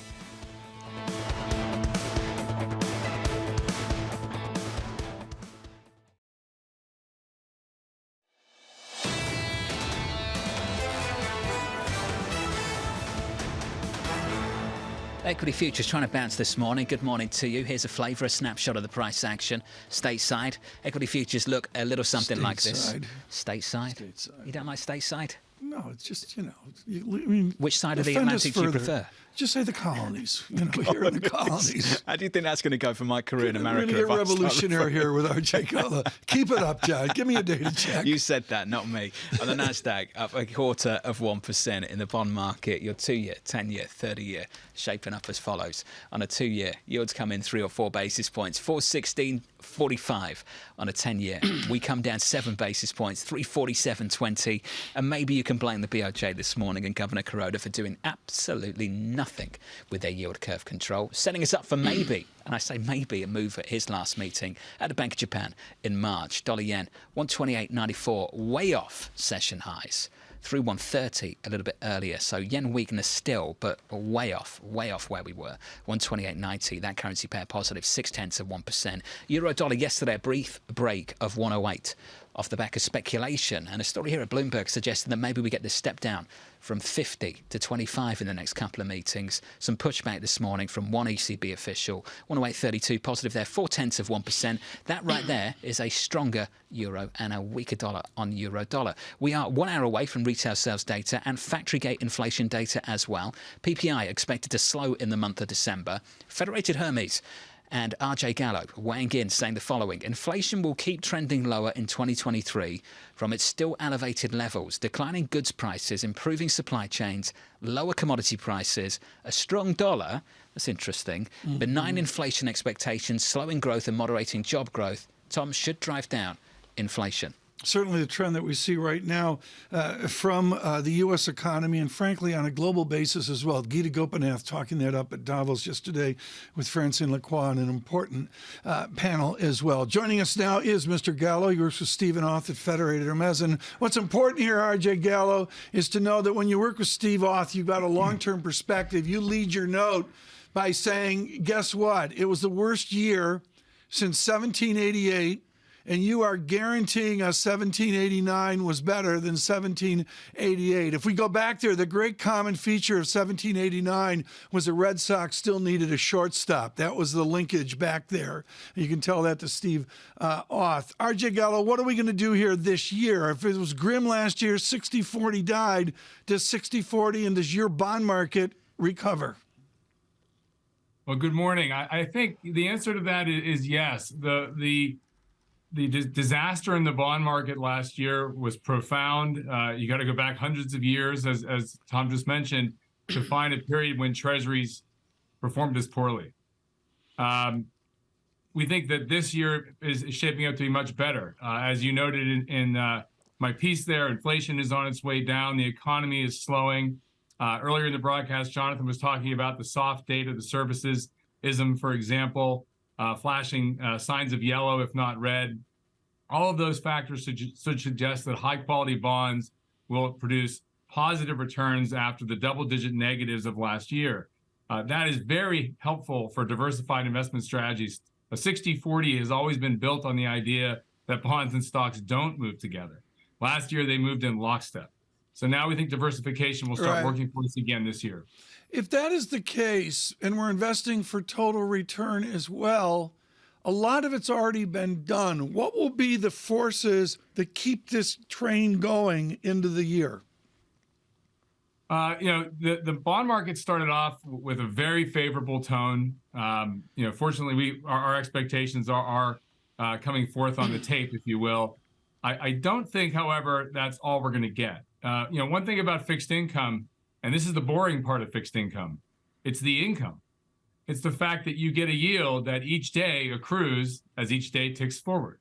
That doesn't happen when yields are close to zero. But now that yields, the 10-year Treasury is between 3 and 4. You have corporate bonds that can yield 5 or 6. Munis are much higher in yield. You actually get an accrual of income that supports your total return. You're no longer just banking on price changes.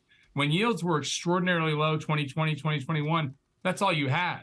You had to have prices stay high or else you were going to be decimated. And ultimately we were. Now bonds are returning to a somewhat more normal state where the income matters for your return profile. Frame in here the great debate that we're having this morning, and that we come in, we disinflate, and there's going to be a point along the way where maybe we stop disinflating. What happens at that given point where we say, okay, now the really heavy work to get back to 2 or 3% begins. How will markets respond at that nexus, at that break in the curve, that kink? Well, I think in the last 20 years, we've almost become trained to expect that turns in the economic cycle are dramatic. The global, the global financial crisis being Exhibit A, and the COVID disaster being Exhibit B. In other words, we haven't had sort of a typical recession in quite a long time. We anticipate that this will be a more typical recession, where the Fed's extraordinary tightening of monetary policy slows the economy, disinflates, as you mentioned, and that they don't have to respond by driving target rates back to zero. In each of those last two examples I just mentioned, that's what happened. Target rates went to zero, turn on the balance sheet expansion. You go from, it's like almost a binary state. Everything's okay, everything's a disaster. We don't think that's going to happen this time. We think that there have been recessions in modern history, 1991, 2000, 2001, when, yeah, it was challenging, but you didn't have target rates going to zero. You didn't have double-digit rates of unemployment. Something like that is apt to happen this time. And so markets don't have to crash, don't have to surge. Bond market returns are going to be moderately positive this year. That's what we believe. Moderately positive does not assume that the target rates go to zero. So the markets are going to have to behave in a more normal fashion than what we've seen in the last two crises. So let's go back to the top. You're a little bit more constructive. And the lead line here that I think underpins all of this, the foundation for some of this constructiveness, is inflation will keep trending lower in 23. Now, RJ, you went through a list of things that you think will go in that direction. You said declining goods prices, improving supply chains and lower commodity prices, and a strong dollar. How does China's reopening push back against a few of those things? Well, the commodity prices is the one, as you were reading that, I was like, well, the commodity prices is the one to really keep your eye on. Things move fast these days. Commodities declined pretty sharply last year, certainly helping the disinflation story. China's abandonment of zero COVID has been a stark reversal from the multiple years that preceded. The markets, and certainly we, were surprised to see how quickly the Chinese authorities walked everything back. And there's no doubt that should boost commodity prices. However, there's a favorable element from China's reopening with respect to disinflation, and that is continued unkinking of global supply chains.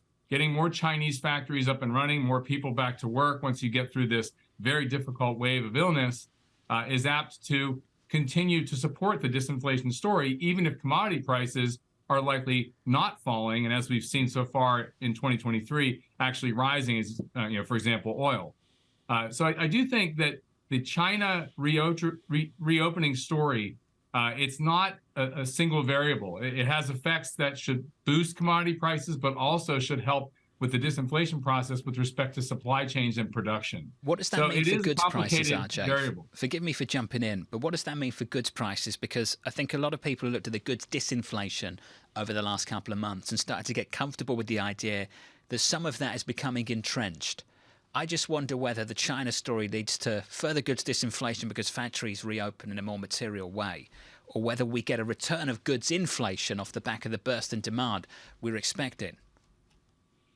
It's a great question. I think the uncertainty is high around this. On net, those at Federated Hermes who specialize in watching China, we think that some of the ebullience about the economic response of the reopening story and what that might do to global growth and what that might do to inflation is a little overplayed. The ability of getting China back to work, to smooth out these supply chains, that's a key variable. One of the main challenges that prompted the global inflation story had to do with production interruptions and supply chain kinks.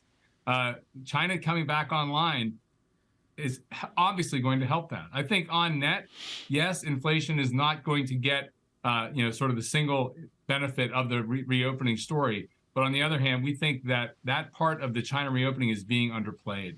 Obviously, this is an uncertain time. When in world history has an entire economy gone from COVID zero, call it attenuated production, to re-entering the global supply chain and global economy as quickly? we don't have a lot of history here. But I think on net, we're still optimistic that the disinflation story takes hold and goods prices don't have to rebound sharply because of China's reentry, because they make a lot of the goods. It's happened twice, Tom. It's happened twice, and all in the last 3 years. That's the issue right now. That's why the next year is so uncertain. We've had the reopening of the United States and Europe. Yeah. Two major economic regions, and China stayed shut down. And we had all those problems, and I think we sat here a million times and we said, can you imagine if China reopened at the same time as the US and Europe? How much more problematic that might have been with the commodity issues we experienced. I give credit to a lot of not China optimists, but what I would call almost China realists who are politically attuned to the be-all and end-all, and I give Richard Haas immense credit on this, that they had to get through the party Congress, and the morning after the party Congress, things started changing. Bang. Well, things changed with the protests as well. Let's not forget that. We had those protests across the country. Yes. Then all of a sudden, I mean, they'd never say that it was off the back of the protest. The elephant was the party Congress. Pretty clear. RJ Gallo, thank you, sir. RJ, brilliant. A federated almost so much to It was great there in 1789. Just to really, do you remember that? I don't remember it. It's like, that's when Cornwallis was on his way back to London from the colonies. You've seen the latest read from Citi and Andrew Hollenhorst. We'll catch up with Veronica Clark of Citi just after the retail sales report in about 50 minutes. Really important note, and this is, of course, something that's very germane to New York, where we've had nurses' strikes, and this is something percolating out there, which is what does the medical industry, the medical section, 16, 18, dare I say 20% of the American economy, what is a disinflation tendency there? You got to be kidding me. There is none. There's going to be a payback for COVID, and you saw it with the nurses, and Hollenhorst says, beware medical service inflation. The last time I heard from Citi, they were still leaning towards 50 from the Fed at the next meeting. Yes, I think that's right. I think the rest of the market going in the direction of 25, but we'll catch up with Veronica in the next hour. 47 minutes. So the next hour looks a little something like this. We get retail sales at 8:30, a whole bunch of data in about 50 minutes. Then we'll catch up with Bob Michael just before and just after from JP Morgan Asset Management, and then we'll get the view from Citi. Fantastic lineup in the next 60 minutes right here on Bloomberg. Keeping you up to date with news from around the world with the first word, I'm Lisa Mateo. House Speaker Kevin McCarthy is calling on Democrats to engage in talks over raising the federal debt ceiling. Republicans now in control of the House have been demanding deep spending cuts as the price for increasing the limit. But President Biden wants it raised without conditions. That raises concerns of a U.S. payments default. The Bank of Japan gave investors a modest jolt today. The central bank kept its main policy settings unchanged Wednesday, maintaining its negative interest rate and keeping a trading ban for 10-year bonds. There had been some speculation that the BOJ would change its policy. India may have already surpassed China as the most populous country in the world. According to the World Population Review, India's population was just under 1.42 billion at the end of 2022, and that's a little over 5 million more than China. On Tuesday, Beijing reported the first population decline since the 1960s. Mortgage rates in the U.S. fell to a 4-month low last week. According to the Mortgage Bankers Association, the rate of a 30-year fixed loan fell 19 basis points to a little more than 6.2%. And that helped applications soar by almost 28%, although the data can be a little volatile around the holidays. Amazon set to kick off another round of deep job cuts. The company announced earlier this month that it was laying off more than 18,000 employees among its corporate ranks. The latest round is set to begin today. It will affect mostly the retail division and human resources. Global news 24 hours a day on air and on Bloomberg Quick Take, powered by more than 2,700 journalists and analysts in more than 120 countries. I'm Lisa Mateo. This is Bloomberg.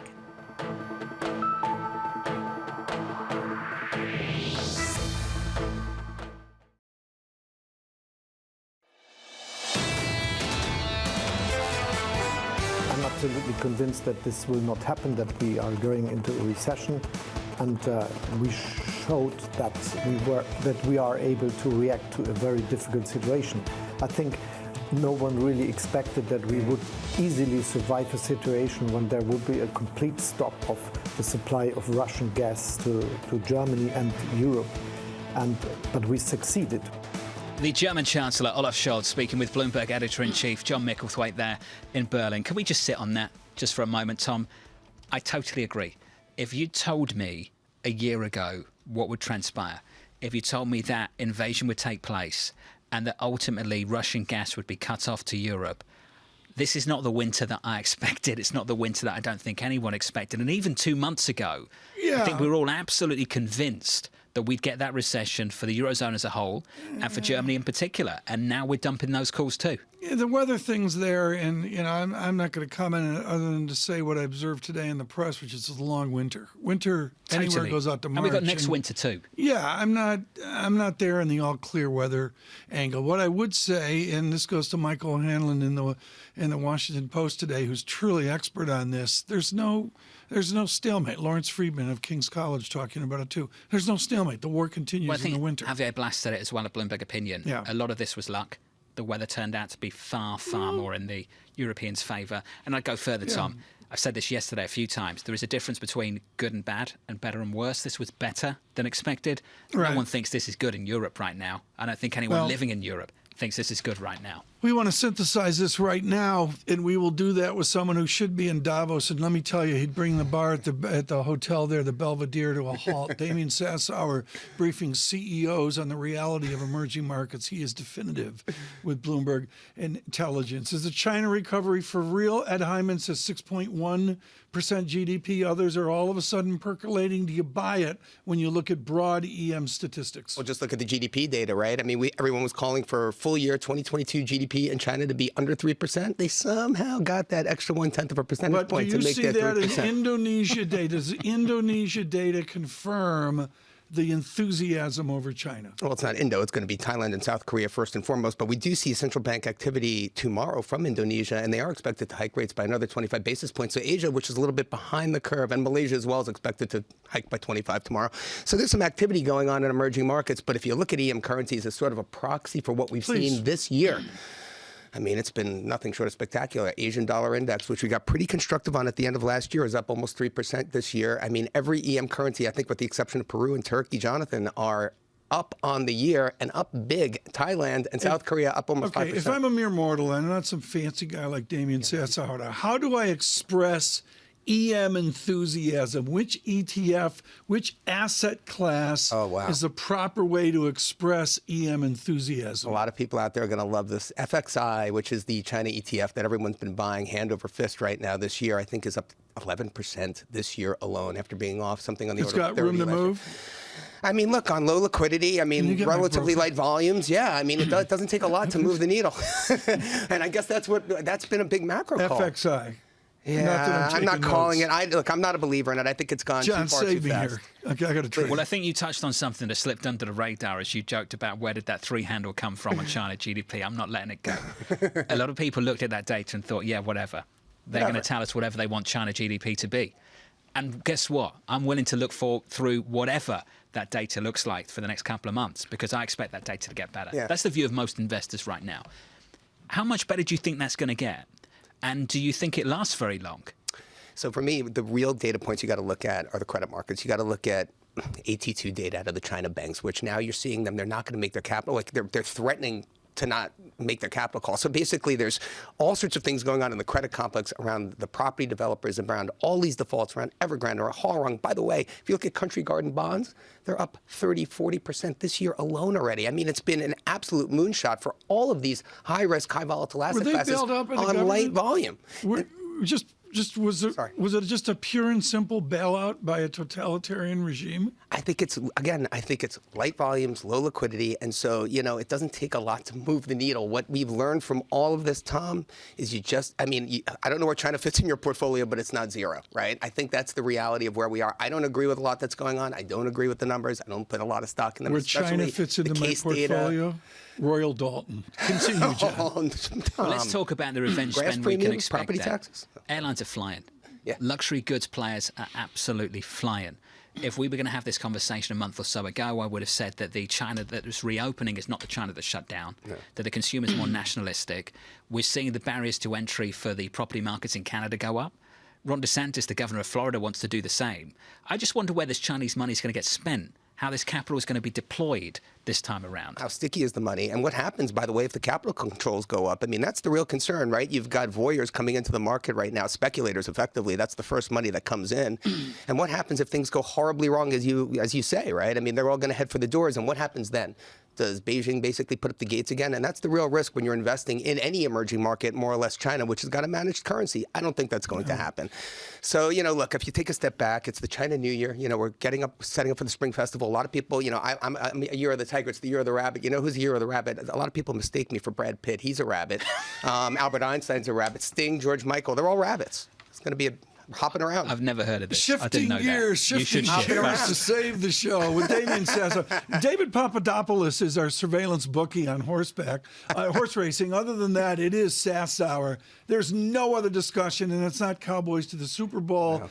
Can we have real football talk? Lamar Jackson to the Jets. Lamar Jackson will come to the Jets. 50 million. Eagles. Giants, Eagles. Danny Dimes. I mean, it's Saquon Barkley. Woo-hoo-hoo. Look, I'd love to see the Giants win that game. They can take on the Giants in those lines. I think it's going to be a close game. The NFC East has been a very, very tightly fought division all year long. Yeah. So, and Dallas is still in it too. I mean, I think that San Francisco game is going to be good, but I love the way Danny Dimes is playing. I mean, Hurts is really not fully back in the mix, but, they've got, look, it's Philly, right? They got A.J. Brown. They've got Devontae Smith. They've got a pretty potent offense, and they've got a tough defense. It's going to be a tough call for Big Blue. Can we talk about personnel, the future of two individuals? Aaron Rodgers, Mr. Brady. Yeah. Where are they going next? Wow. They're going home retiring, or they're going to different Again, I'd teams? love to see Aaron Rodgers in green, in New York Jets green, but Tom Brady, this one looks ugly for him. I don't know if he's recovering. I don't know if he's going to come back next year. I don't know. I think if you ask, most people out there, they probably think this is it and he's going to hang it up. But, Aaron Rodgers still has some life in him, and I'd like to see him move. I don't think the Packers are going to let him go. I flew back from Davos a couple days ago, and there in the promenade was the Man U. The Glazers had the Man U little shop there, next to where you buy the Pateks and the flags. Yeah, whatever as well. Is America going to buy with the Middle East? Are we going to abscond with Premier League football? Abscond, meaning are we going to enjoy it, bring it, and the U.S. is going to embrace it? I think it has. I think it's happening. Who owns Newcastle? The Saudis now. The Saudis. Yeah, no, I think it's happening. I think if you look at some of Lisa did a great interview this morning with the chap from Bain, right? Who owns Yeah. And so my point is, it's expensive because U.S. owners want to run the team profitably. Middle Eastern owners, it's kind of, they don't care about profits and losses. losses. Let me ask somebody who's knowledgeable. Yeah, please. What do the Kansas City Royals of the Premier League do? How do they respond, 5 or 6, 8 teams, to the madness Damien's describing? Can I tell you what's interesting about what's been happening with Chelsea and Mr. Bowley, who is American and has experience, I believe, with the Dodgers? He's putting players on 7-8-year contracts, which a lot of people are discussing because traditionally in real football, you have a 4 to 5 year contract. Right. And that can go one or two ways. It can go in the player's favour because they get better and they can demand higher wages, or they can demand a transfer, or it can go in a team's favour because you can just get rid of them after a couple of years if they're no good. These baseball contracts are much longer. We're talking like decade contracts. And bringing that to real football could be pretty interesting. So there is a change emerging, I hear, from US leadership who are trying to run these clubs a little bit differently. You take a young player at 20, put them on an 8-year contract, and over the average of the contract, you end up paying them less than maybe you otherwise would. No, I think that's smart. I think that's exactly what Major League Baseball has introduced. But the NFL is very different just because of the violence of the game and the activity. So, it's a health issue, I think. But I completely agree with you. I see football players getting paid, long duration contracts. Absolutely. Jim calls in from a foreign exchange pit and says, ask John who's going to buy Man U. Don't know. Is that really percolating? I do wonder. I think the Liverpool transaction is more interesting. I wonder if Fenway Sports are looking at this right now and just thinking, it's time to go. Henry. Made the money. John Henry. Let's get out. He's always early. Don't you get the feeling that they don't think that this is, things are maybe a little bit toppy? Totally. Take the Middle East money. I take the Middle East money. Take what the market gives you. We got through this tots free. I thought the whole thing was to get Damien and set to talk about the tots. Didn't talk about Rafa Nadal either. Out of the we'll do Australian more of this. Open. Bloomberg Surveillance Sports. Do a sports segment. Damien Sassower, thank you so much. Futures up 14. Good morning. Lisa Shallett of Morgan Stanley up next.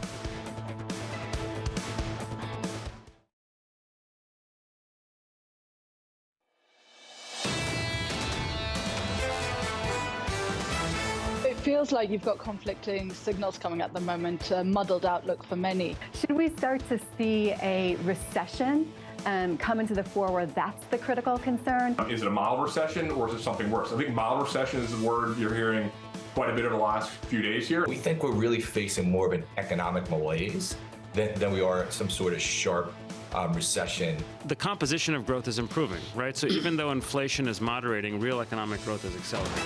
This is Bloomberg Surveillance with Tom Keene, Jonathan Ferro, and Lisa Abramowicz.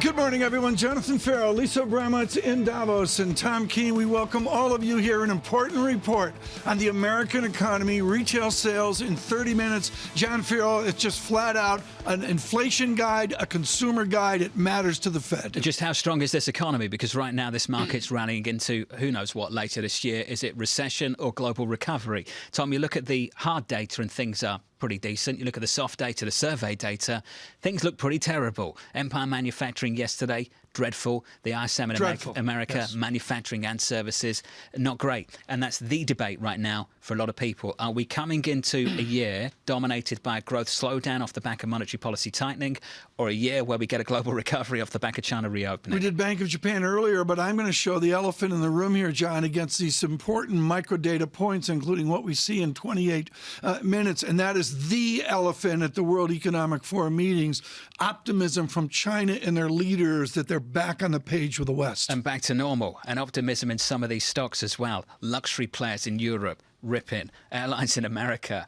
what a rally. High yield, up ripping. 35, Grandma 36% mentioned that before she left us. You mentioned credit. High yield spreads tightened by what, 60 basis points so far year to date, the last couple of weeks. Right. So high yield's rallying as the ISM drops below 50. Something's got to give. Right. Either the survey data bounces back or credit spreads need to go wider. I strongly agree with that within the hard and soft data. But what's important, and this is with retail sales, price matters. And one of the great mysteries here was that inventory overhang across all sorts of categories of retail sales, and price reacted. Shock, they move units. That may be what we see. So that's the goods disinflation that people hope continue, and they hope it spreads to services later this year. We'll see how sticky that is. Is there a challenge emerging to the goods disinflation story now off the back of China reopening? That's an additional fly in the ointment too. Right. One of the important points here is the microdata. Damian Sassauer, as he left us in the set the last hour, notice, John, Liverpool swag is on sale. It's been that bad of a season. Is that why Bob Michaels for Liverpool? That could fold right into retail sales in the United States and the United Kingdom. Bob Michael of JP Morgan Asset Management alongside us. Great to catch up with you, Bob. Great as always. Should we save Liverpool for later in the conversation? Please, Do you want to start with markets? You had an interview with Bloomberg News yesterday. It was really, really interesting about the risk that maybe this Fed does not do enough. Can you talk to us about that risk? Yeah, I can't get 2006 out of my mind. The Fed had raised rates from 1% to 5.25%, 425 basis points. Here we are today. They've raised rates by 425 basis points. And then they stopped. And was it enough or wasn't it enough? It took a while for things to slow down, and ultimately it ended in the financial crisis. But they got to 5.25. We're still at 4.25. Will they get to 5%? I think there's still a lot going on. The labor market's tight. China's reopening. The housing market, although prices are coming down, the competition for houses is still very, very high. So how conservative are you when it comes to this rally that we're seeing emerge in the last couple of weeks, the last few months? Well, we've been part of it. We thought at the end of last year the markets were ripe for a rally. I was out meeting lots of clients in a lot of places, and a lot of them were telling me they're going back into the bond market for the first time in a while. And they didn't mean a year. A lot of them meant for the first time in 7 to 8 years, but a lot of them were saying this is the first time they've been in the bond market since the financial crisis. So there was a lot of money desperate to get into bonds, waiting for high real yields. They got it. It's come in. The Fed's thrown a lot at this market. They're probably ripe for a pause. I think the market runs a bit more, and then it pauses when the Fed pauses. I want to go back to 2006 and your observation pre-GFC. And what's so important to me, and this goes to, without question, the observation of the year last year, Nassim Taleb saying the gravity has returned to the system. All of a sudden, the dynamics harken back to 2006. And what I remember then was the overshoot in real estate. It was hugely advanced, hugely inflated. Down we came and overshot through the log regression. Are we going to see that this year with bonds where the yields, the price moves so much that we overshoot in certain ways? Well, the overshoot in real estate occurred because the ample supply of pretty much low-cost money was around everywhere. And that's happened over the last couple years.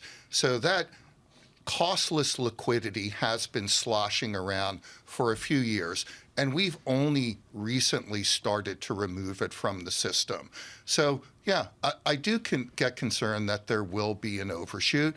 We do get concerned that there are bubbles out there that will burst. It's really hard to identify them. But the one thing we're pretty sure of is the only way this ends is with the recession. You have to have a recession to really cool things down and reset. Amber Evans featured at the Telegraph yesterday with Ken Rogoff. Lisa Abramowicz talking with Ken in Davos. And Ken Rogoff made clear this is a different shadow bank than 2006. But nevertheless, there are shadows within the banking system. How does that devolve into JP Morgan fixed income? Well, by definition, shadow banking is shadowy. So we need to be concerned. Should we quote on that? We can, yeah. Yeah, we need to be concerned about that. But there's a lot of shadow banking that's occurred in the private capital markets that have financed a lot of things that may have made sense 2 or 3 years ago. Do they make sense today? Are there write-downs coming there? Where will those write-downs occur? Are there write-downs? Is there excesses within private equity? I think we look at private capital in total, and we look at a lot of the private credit transactions. For sure, there are going to be restructurings, exchanges, write-downs. Is he talking about Man U? I'm not sure. I don't think so, given that's a public company. Yeah. Can we talk about how what's happening in private markets could introduce a new set of risks into public markets? I'm told repeatedly, you are too, that high yield is stronger, that the quality is much higher than it was maybe a few years ago, 5-10 years ago, especially in the last decade. Bob, do you push back against that, knowing that there is this risk here in private markets that could spill into public markets? So I've heard those arguments before every single recession. This time, high yield will hold in. We have to remember, really, the high yield market got started in the 80s when it became public and investors could get invested in it. So it's not been around for a long time, and there have only been a handful of recessions. Every single time headed into a recession, it holds in well because this time is different. And every single time in a recession, credit spreads blow out to a minimum of 800 over. And yes, it may look higher quality, but when defaults start to hit, when the economy goes into recession, when corporate profitability comes under a lot of pressure, investors will reprice that market. The one thing that I worry about this time that is genuinely different is the amount of investment in the private credit markets. And if you start to have problems there, where you start to get restructurings, defaults, exchanges that are in the 20% neighborhood, investors in those spaces may only have the public markets as their relief valve. You sell what you can, not what you want. Ultimately, the feature of what we could see. There's a question that's just been asked on the Bloomberg by a terminal subscriber that I'd like to share with you. Could you ask Bob about what's different this time versus 2008, and that we know the Fed has QE and they know how to use it? The risk of severe credit risk contagion was real back then, not anymore, ? How would you respond to that? I think what is different this time is everyone's on the lookout for a bubble. Is there complacency or not? We've all been expecting a recession. It hasn't come yet. There are a lot of reasons why it may be pushed off until the back half of this year or maybe into next year. And you do have new tools out there. I think one of the problems is that while we have QE, we're also running QT now. And that's an experiment that we haven't lived through before. I mean, let's face it, we are living through history. And we don't know how it will be written, but we shut down the world for some period over the last 3 years, and now the last of it is just starting to emerge and return to normal. And we've got to adjust for all of that. It just seems very aspirational to me that it's all going to end in a soft landing, we'll reset and move on. Nothing about this is normal, that's for sure. But Michael at JP Morgan Asset Management is going to be sticking with us, I'm pleased to say. Going through to retail sales in about 20 minutes' time. I think we can squeeze in some sport now, but what's going on? Your beloved Liverpool. We can talk about the Eagles in a moment, because that's a better story. But your beloved Liverpool. I can take it this year. Last year, with the bond bear market, if Liverpool had gone off the rails, that would have been a disaster. Right now, there is a bond bull market. There has been some reset. Money's coming into the market. I can live with some restructuring of Liverpool. I like what Klopp did in the FA Cup. He played the younger players. They're hungrier. They were livelier. Can I ask you, I'm the amateur here. Does the World Cup screw this up? I mean, the Tots are playing in a cloud. Liverpool's subpar, to say the least. I mean, I get Arsenal there in the World Cup too. But the World Cup, as you say, in the middle of the season, has that... It's disrupted. It's disrupted me. I mean, I was just overwhelmed by the amount of football. Salah? So I thought it might disrupt the teams with momentum. In the Premier League, that was Arsenal. In Italy, that was Napoli. We've restarted the season. Italy They've got was in momentum. the World Cup? No, I just thought stopping for a month would disrupt the momentum of the high-flying teams, and that hasn't happened. That was such a poor dig. I'm learning every day. Well, no, you're not. You know Italy wasn't They pulled it off. It was a great World Cup. Liverpool, and we're back Chelsea, to the full time to season. come back. Yeah. Come on. Is that Fingers a derby? crossed. Which one? Liverpool, Chelsea. No. Okay, sorry. Think Everton. There's another blue team up in Merseyside, Tom, called Everton. Or you would call it Everton, but Everton, Liverpool, that's the derby. So Fulham is on the way into Heathrow. Fulham, West London. Chelsea, West London, so that would be a West London derby. Chelsea, Fulham as well. Chelsea, okay, Fulham. got it. Thank you. You see what I have to put up with? I'm learning. But Michael's going to stick with us. Veronica Clark coming up from Citi as well. Just around the numbers that report in about 20 minutes' time, we get retail sales and PPI in America. Live from New York, this is Bloomberg. Keeping you up to date with news from around the world with the first word, I'm Lisa Mateo. Treasury Secretary Janet Yellen and her Chinese counterpart may meet later this year in Beijing and Washington. The Treasury Department hinted at the plans after Yellen and Vice Premier Liu He held a closed-door meeting today in Zurich. U.S. officials said the two exchanged views on macroeconomic and financial developments. Inflation in the UK dipped in December for the second month in a row. According to government figures, consumer prices rose 10.5% from a year earlier. Still, inflation is 5 times higher than the Bank of England's target.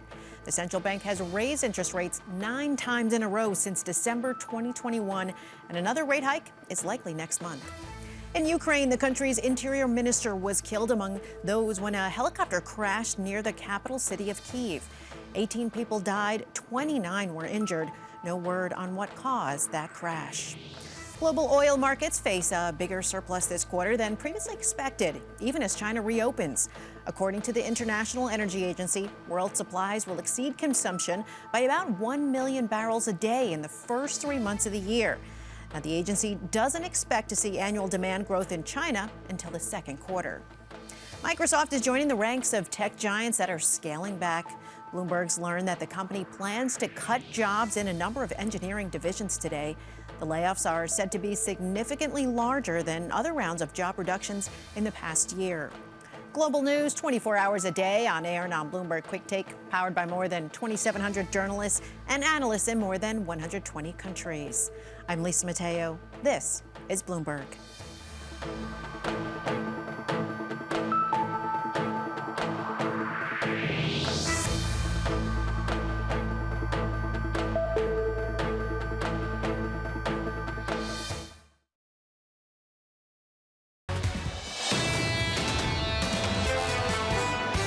Activity is more resilient than expected, and we should avoid recession this year, probably.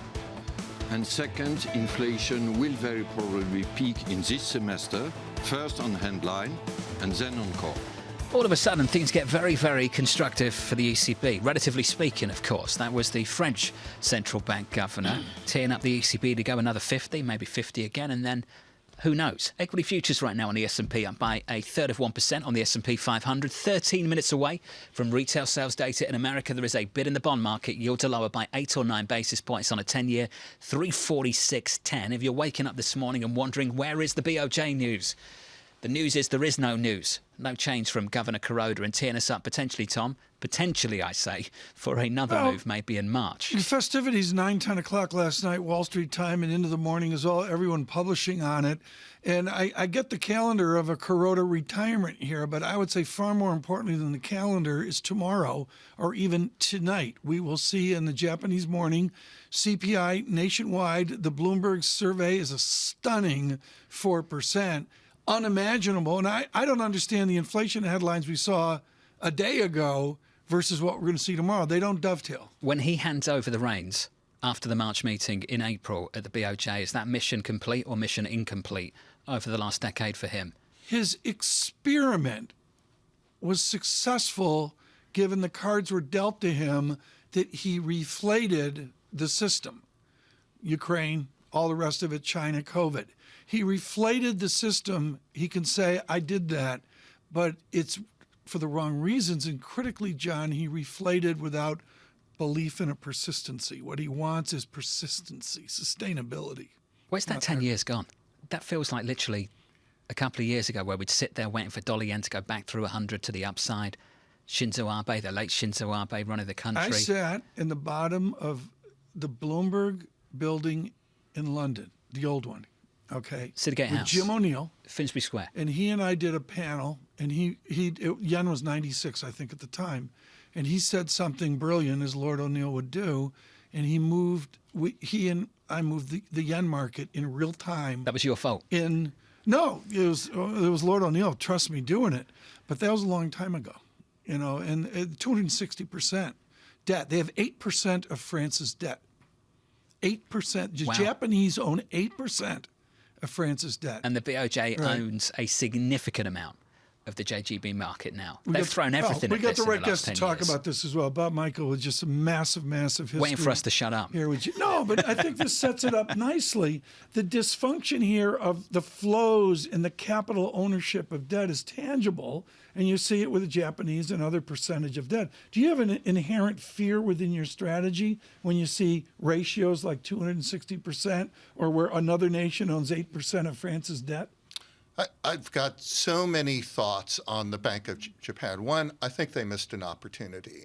I would have done something today and keep the process going of get to something that looks normal while the rest of the world is doing it. We talk about the top end of the band is 0.5%.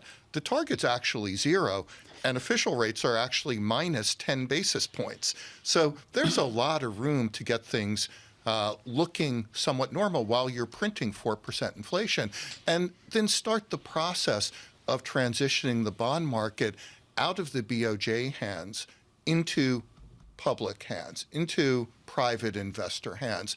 Get that process going. Now, as I'm saying that, I also get concerned about what that means for assets in the rest of the world, because many of us in the markets for a long time have known that Japan is the mother of the carry trade, that Japan finances carry trades in the U.S. market, in the European market. That's where Liverpool takes someone from the tots and borrows them. I get that. That's jargon. What is a carry trade? A carry trade is to use the very low cost of funding in Japan and then take your capital at your cost of funding and then send it to somebody like me to invest in the U.S. bond market, in the corporate bond market at yields of 4 or 5% or higher. So you're enjoying a much higher yield than you would have by staying in the domestic market. So how do you think these changes that we're seeing in the last month and potentially again in March will change how you do business and ultimately on the behalf of other people who want to invest abroad from Japan? Well, I think we're already starting to see some signs of repatriation. We're starting to see some clients that have had money in the U.S. market, start to take it back and put it back into the Japan bond market. And when you look at U.S. assets hedged back to yen, you're actually coming out at a yield that's significantly lower than where the JGB market is. So a lot of it is the dynamic of the inverted yield curve in the U.S. So that's pretty punitive. I think the Bank of Japan has to be careful how they unwind all these things so they don't create this frenzy of repatriation. But as I said, I think they can be consistent without creating this sort of frenzy. There is a part of me that thinks, great, price discovery returns. We can start calling these places markets again. Then I look at the size of the balance sheets and I just think, well, there's a real stock effect here that's going to exist for a long, long time. But there's two ways of looking at it, isn't there? This is the final anchor around the neck of global bond yields, about to be released by Japan, and that should have some real consequences. The other way of looking at it is still we have these massive balance sheets of the ECB, the Federal Reserve, the BOJ. They're going to be around for a long time. Which one is it? I think it's both of those. This is the conversation I'm having a lot with our clients because we think we have put in a secular low in bond yields and the end of the secular free-for-all in costless capital. And we're in a trend that will return the cost of funding to something that looks historically more normal, central bank rates, bond market rates to something that looks more normal. But it doesn't happen all at once. You don't go from zero to a Okay, but over that time continuum, what do you do with duration? Are you in 2 months? Are you on 3-month LIBOR? We'll get to that. Tom Diamond, we got to be in 3-month LIBOR? Tom, it took 27 years to get the Fed funds rate from 20% to 0%. So how long is that time And you had back? a series of lower lows and lower highs. I think we're seeing the mirror image of that. Where we're going to have a series of higher highs and higher lows, but every 300 to 500 basis point shift in the cost of funding through central bank rates will have an impact. And then they'll have to come back and take some of that back, and then they'll start up again. I've got 2 minutes on the clock. I've got to fit this in. You and I have talked about this before. This is a huge thing that I think you're really at the forefront of. You're basically saying that it's going to take several cycles to basically unwind what we've seen over the last several decades. Can you tell me what's changed in the secular story of the last 30 years and why you're projecting that out the next several cycles? What's changed? What's that powerful story that's going to unwind all of this? Well, there's one certainly in the developed markets. I remember after the financial crisis, we were all sitting there going, oh my God, what do we do with all this housing stock? The baby boomers are rolling over into retirement, and the millennials are too young. The 91 births at the time were what? They were 17 years old. Well, guess what? 13, 14 years has just passed. The 91 births are now 32 years old. Yeah, still living with me.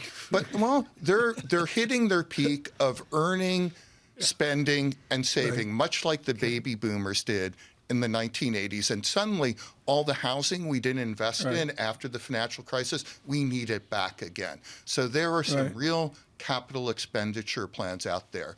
Sustainable investment, defense, infrastructure, healthcare, education. Those are things that a new emerging population of millennials, the XYZ, whatever you want to call it, they're going to be willing to spend and invest in. Bob Michael, this is awesome.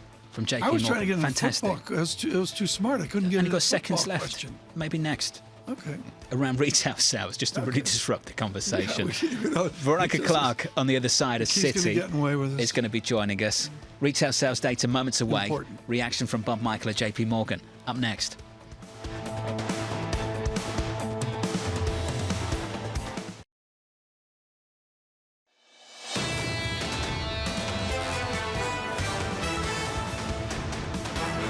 Economic data just moments away in the United States of America. Equity futures on the S&P look a little something like this on the S&P 500 this morning, positive by 0.2%. PPI data, retail sales, an absolute economic data dump coming up in just a moment's time. Mike McKee's going to break that down for you. Going into it, yields lower by 9 basis points now on a 10-year. Your 10-year yield, 345.37. With economic data, here's Mike McKee. Well, we're just getting the numbers, and we were expecting a decline in retail sales, and we certainly got one, down 1.1%. The expectation was for a 9/10 fall, and the question is, where do we come in with retail sales control? That number yet to pop up. But here's the PPI numbers, down 0.5% on the headline. The expectation was for down 1/10. Ex-food and energy, it is up just 1/10. That matches expectations, but it's down from 0.4 a month ago. And then the PPI for final demand at 6.2% for the year, and the core for the year 4.6%. Those pretty much the core matches, but the final demand was expected to be 6.8%. So another decline in an inflation indicator that is going to look good for the Fed. Now here's the rest of the retail sales. Ex-auto and gas down 0.7, and the retail sales control group down 0.7. That had been expected to be down 0.3. It was down 0.2 in November. So it looks like a very poor month for retail sales. John, I'll let you do the market reaction to all this while we get details on where the weakness was. Bit of a mix here. So we've got a downside surprise on retail sales. That is the wrong kind of downside surprise. And we've got the right kind of downside surprise on PPI. I'm sure you can work that out, what that means. Equity futures right now up 0.5% on the S&P 500, just off session highs. Tom, at the front end, we do see a bid in the yield curve. We're down 8 basis points on a 2-year to 4.12%. On the 10-year, down another 12 now on a 10-year yield to 3.43. Bloomberg Financial Conditions Index pops out to a 0.25. Stunning accommodation away from what Chairman Powell has been hoping for. Mike, we've got to educate the public now, including me, and that is retail sales are inflation adjusted. So with the disinflation out there and the PPI disinflation out there, does that make the gloom of retail sales less gloomy? Well, they're not inflation adjusted, which is why you have to try to do that calculation. Do it for us right now. Only you can do it. What the government does is put the retail sales numbers in the categories that they track into the overall GDP and deflate it from there. So you've got to look at these numbers and think that they're going to be lower than we anticipated. And here's where some of the weakness was. Food down 1.1%. That's an important number for a lot of people. Food has been coming down. Gasoline goes down 4.6%. Now, gas prices have started to go up again into January, so that's an interesting one to follow going forward. Food and beverage stores flat with food prices down a little bit, retail and food services. Clothing down 0.3. That may have been, Tom, you were asking yesterday about clearance sales, and maybe it's time for you to go shopping because those prices are down a little bit. But here's an interesting one. Non-store retailers down 1.1%. This is it's a broader category, but where you would find your Amazons and Walmarts and online retailers. And then food services and drinking places down 0.9. That's what the one service industry that is in retail sales, and it is sort of the most discretionary spending that we have there. So it does suggest that people pulled back in December all across the board in terms of spending. Mike McKee, thank you, sir. Just to round things up for you, I'll say it again. Downside surprise on retail sales, the wrong kind, the right kind of downside surprise on PPI. For a moment, equity futures pop. They fade now, up just 0.2%, basically where they were going into the print. Yields still lower, Tom, on a 10-year by 11 basis points, 343.54. And just to give you a feel of things at the front end of the curve, a rally at the front end again on a 2-year. We're down 7 or 8 basis points to about 413 on a 2-year. So yield, just the whole curve, Tom. Just pulling back, pulling lower. We're advantaged to have Bob Michael with us with J.P. Morgan Asset Management before we move on to economics. And Bob, help us with what the bond dynamics right now signal about the parlor game of 25 beeps or 50 beeps, and even more foolish, something you and I never saw, where the street's gaming out rate cuts out X amount of months. What part of your bond world do you look at to gauge 25 or 50 beeps? So as Mike was going through the data, in my mind, I was also replaying a lot of the inflation data, which has stopped printing at 0.5, 0.6, 0.7 per month, and is now in the 0.2, 0.3, 0.4. And the words that come to mind are long and variable, cumulative and lagged. The impact of a year of very aggressive central bank tightening and quantitative tightening are starting to bite the economy, and they're biting hard. So things are slowing down. I think the Fed has good reason to raise rates 25 basis points at the start of February and pause. If, for whatever reason, they want to do another 25 in March as insurance, but it feels like we're a meeting or two away for a pause, then let's wait a quarter or two and see what the impact of all this tightening has done. I think it's a signal to bond investors who have been trying to buy backups. You're not going to get them, certainly not over the next couple months. Does that apply to credit too, and not just sovereigns? Is that the whole of fixed income? So where we're seeing money come into the bond market, it's going into aggregate bond funds. Investors are making the decision, get me into bonds, I want a general bond fund, or they're going into a general municipal bond fund. So the investment grade space is going to appreciate. The securitized market, the mortgage market, the investment grade corporate market. The one thing I did get wrong, which you've been very polite about, is the high yield market. It's been rallying like crazy because recession still looks in the distance, although this data says it's not quite as far out as maybe. Let's finish on that. With that in mind, how much weight would you put on the recent survey data, which is indicating that things are slowing down pretty quickly? How much weight would you put on that? Well, businesses will respond to that, and they'll start to invest less in their business and start to save. So it becomes self-fulfilling. All of these things, to me, suggest that recession is actually on the horizon. Bob, this has been great. Equity futures right now up 0.2%. If recession is on the horizon, this credit market is not selling off into it. It's rallying into it over the last couple of weeks. Your 10-year yield this morning down 11 or 12 basis points, Tom, to 3.43. On a 2-year, down 7 basis points to 4.13. These are movements. And again, as you say, it's about the hard data, and I believe this is hard data. I know it gets revised, and I don't have the data up here. Again, there it is. There's the revisions. For example, the control group, I don't have a revision on it yet, but, Mike McKee was telling us the revisions were a less of a retail sales than the cautious numbers that we saw in the previous month, and that follows on forward today. Let's get the economic look, and John, I want you to help me out here. Veronica Clark can frame for us the Citigroup conundrum, which, John, I believe, as Mr. Hollenhorst discusses, 50 or 25 basis points. Do you want to bring Ms. Clark in here right now so we can decide and make some news here? They had a wonderful Citigroup call. A wonderful 2022. Let's talk about 23. Veronica, thank you for being with us. You've been leaning towards this idea that we get another 50 basis point move from this Federal Reserve. How challenged do you think that view is now with the incoming information? Yeah, I mean, it was already a close call, I think, even going back a week ago when we got CPI, and certainly what we've heard from Fed ever since. I do still think, though, that the market could be underappreciating, the chance that the Fed would opt to go 50. I think the market is misinterpreting, the Fed's commitment to getting rates above 5%, certainly. Veronica, we're all slaves to the data. Every Fed and every textbook and every history book is data dependent. You guys got out front of this, and the data has backed up the Citigroup call. What is the data that matters to you, less to February 1 and much more to look on to what we see May 3rd or June 14? Yeah, I mean, I think the most important data is still inflation data, and I would bump along with that, wage data. Maybe we've seen some signs of wage growth slowing, but you still have such a tight labor market that I wouldn't necessarily expect wages slowing back to something consistent with 2% inflation. And the most important inflation data, I think, should be the Fed's preferred core PCE measure.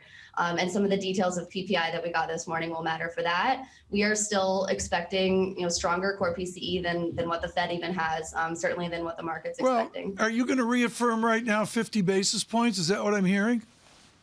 Yeah, I think that chance is still underappreciated. We do have some important Fed speakers still to hear from, and the chance is lower, certainly. But we also wouldn't necessarily adjust how high we think rates will end up going, even if it's not a 50 in February. Would just expect that the Fed's hiking for longer. Did she make news there? No, stuck to the script. I'm trying. We're not going to cause any trouble over at Citi, I'm trying. Veronica, that was great. Thank you. Veronica Clark there of Citi Global Markets, alongside Andrew Hollenhorst making the calls there over at Citi on the Federal Reserve. Final word with Bob. Bob, what do you make of that? We go another 50 terminal rate's going to be higher than people think it is? I don't think there's anything in the data that we've seen over the last month to get the Fed to go 50. And I think they've opened the door to continuing to dial down the pace and rate of hikes. So I think 25 is pretty much in the books for This Fed. is really important, and this goes back to Bowder and the work at Citigroup, the fabulous work at Citigroup versus what we see from Kasman and Ferroli. Michael Ferroli's call on U.S. potential GDP X number of years ago is how you get to 25 beeps. Is there's just a dampening there that I hear out of J.P. Morgan that I don't hear from other shop. You know. You're going to cause trouble between the investment bank and the asset management division over at JP Morgan. Is that the goal this morning? I know I'm crossing the Chinese wall or it's the Japanese wall. I don't know. I think Ferroli is a brilliant researcher and economist. He is my go-to read. There we go. That's nice. His potential GDP call, which was sub 2% of the time, is how you get to this, to your point of the great moderation ending. Yeah. Exactly. Did I do okay there? You did great. Which wall did I climb over, You tried Mike? to cause trouble at Citi. I am. You think Citi's going to come on and change the call before they've published? J.P. Morgan, who's next? And then get Bob to fall out with the investment bank. Why do you think when out in Davos, they thought I'd, cause trouble We had Tom there? locked down behind the Chinese wall. Which wall did I just climb over, Mike? In the next You're hour. in lockdown again. In the next hour, Jay Pulaski of TPW Advisory. You've been waiting to catch up with Jay. He's going to join us in the next 60 minutes. Yeah. Priya Misra of I TV. have him or you have him? I've got him. Oh, Aaron you've Brown got of him. PIMCO. And I'm going to drag Bob Michael with me as well, just to round things out for the next hour on Bloomberg TV. What a morning already if you're just tuning in. We're going to talk Can you football. explain to me We're going to talk how retail Liverpool sales, plays in inflation, the Premier job League, cuts and then at 8 days Microsoft. later they play the FA Cup? Do they play differently in the FA Cup than Premier League? If you've got a deep squad and they've got tons of depth, less depth than, say, Manchester City, but they've got enough, then you play different players. You play the younger players, You to Bob's sit point. yeah. You play the hungrier, younger Who's the guy players. that did defense that's so good from Belgium? Virgil van Dijk. Virgil van Dijk. You Yeah. try and rest players like that. Although he's You not had a try and great rest them. season. He's not had a great season at all. World Cup disease. You reckon it's that? World Cup disease? Injuries.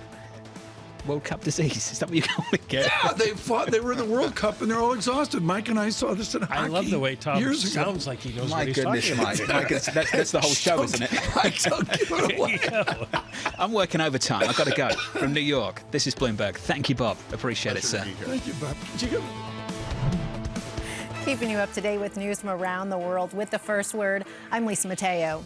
House Speaker Kevin McCarthy is calling on Democrats to engage in talks over raising the federal debt ceiling. Republicans now in control of the House have been demanding deep spending cuts as the price for increasing the limit.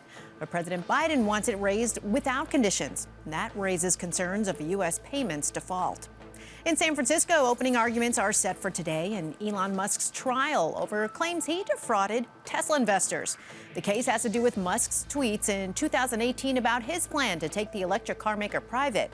A 9-person jury was selected on Tuesday. Mortgage rates in the U.S. fell to a 4-month low last week. According to the Mortgage Bankers Association, the rate on a 30-year fixed loan fell 19 basis points to a little more than 6.2%. And that helped applications soar by almost 28%, although the data can be a little volatile around the holidays. The world's biggest oil company is confident demand will pick up strongly this year. Saudi Aramco CEO Amin Nasser spoke to Bloomberg at the World Economic Forum in Davos. Nasser says he sees promising signs in demand both from China and the aviation market. Global news 24 hours a day on air and on Bloomberg Quick Take, powered by more than 2,700 journalists and analysts in more than 120 countries. I'm Lisa Mateo. This is Bloomberg.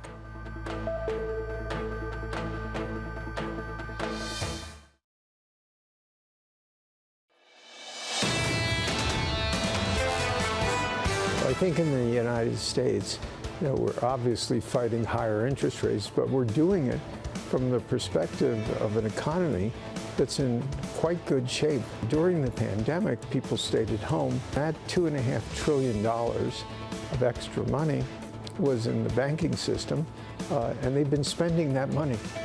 And that's been keeping the economy performing better than people expected. Stephen Schwarzman at the meetings of the World Economic Forum in Davos. He is with Blackstone. He is their chief executive officer. and far more than anyone I know, a student of linking in economics into finance. And of course, with his Blackstone Group, front and center across America has been their commitment to real estate, a huge debate about the future of American real estate wrapped around private equity, private investment, and directly with what Blackstone is doing. After the retail sales, we've got futures up 13, Dow futures with a modest lift. I'm watching the VIX very carefully. It's a quiescent 19.08. That's a substantial change from what we saw 10 days ago, and to see an 18 print would signal the bid to the market. In the yields, a 10-year yield comes in a huge 11 basis points off the shock of tepid retail sales and revisions. 2-year yield comes in 7 basis points as well. And we're watching Brent crude 87.23 a barrel. It was most important today to have one of our guests say, watch the shadow banking system, something Ambrose Evans-Pritchard talked to Ken Rogoff about. She has spoken to Professor Rogoff at Davos about shadow banking, about overinvestment in private equity, and there's some real debate about this. Lisa Abramowicz at the meetings in Davos drove this conversation forward this morning. On private equity, away from the markets, the shadows, Lisa, not the shadows descending across Davos now as the sun, the sun falls, I think it falls down to France or Italy. I can't remember which, but the answer is the shadows of shadow banking are front and center. Yeah, the shadows, if you look at some places, they're not so shadowy, although I was just on a panel with the head of the French Central Bank, and he said that he is very concerned about the shadow banking, the non-banking financial markets. So basically to that point. However, I did speak with the former co-chair of Bain Capital, Steve Pagliuca. He just actually retired yesterday, although he hates the R word, stepping down, but he's still going to be an advisor. And I asked him whether he thinks that we've already seen peak private equity, whether we're in for some sort of significant downturn.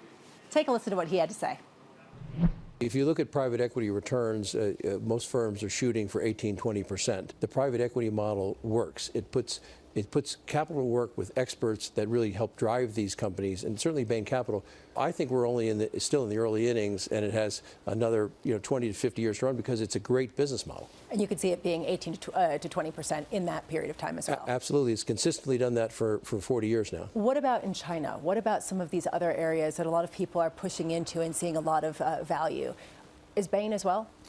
Well, we've had a fantastic Asian presence for a long time now. We were one of the first people into Japan, for example. Japan's a fantastic market because they are now embracing capitalism.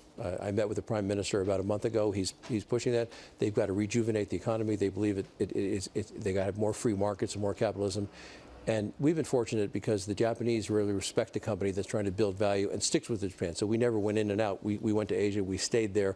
We built a large presence. They love the value-added approach. You do own the Boston Celtics. You are interested in the Chelsea football team. Didn't win that bid. Are you looking to push further into the football arena? Our group is looking at many teams. The prices have gone up very high, and we want to buy a great club, but we want to stay disciplined so we can invest in the club over the future. And so my fear is some of these prices are now getting so high that there might be disinvestment, and I want to have a great club, and I want the club to be able to win, and you got to be competitive. So you have to budget putting money in to make it competitive.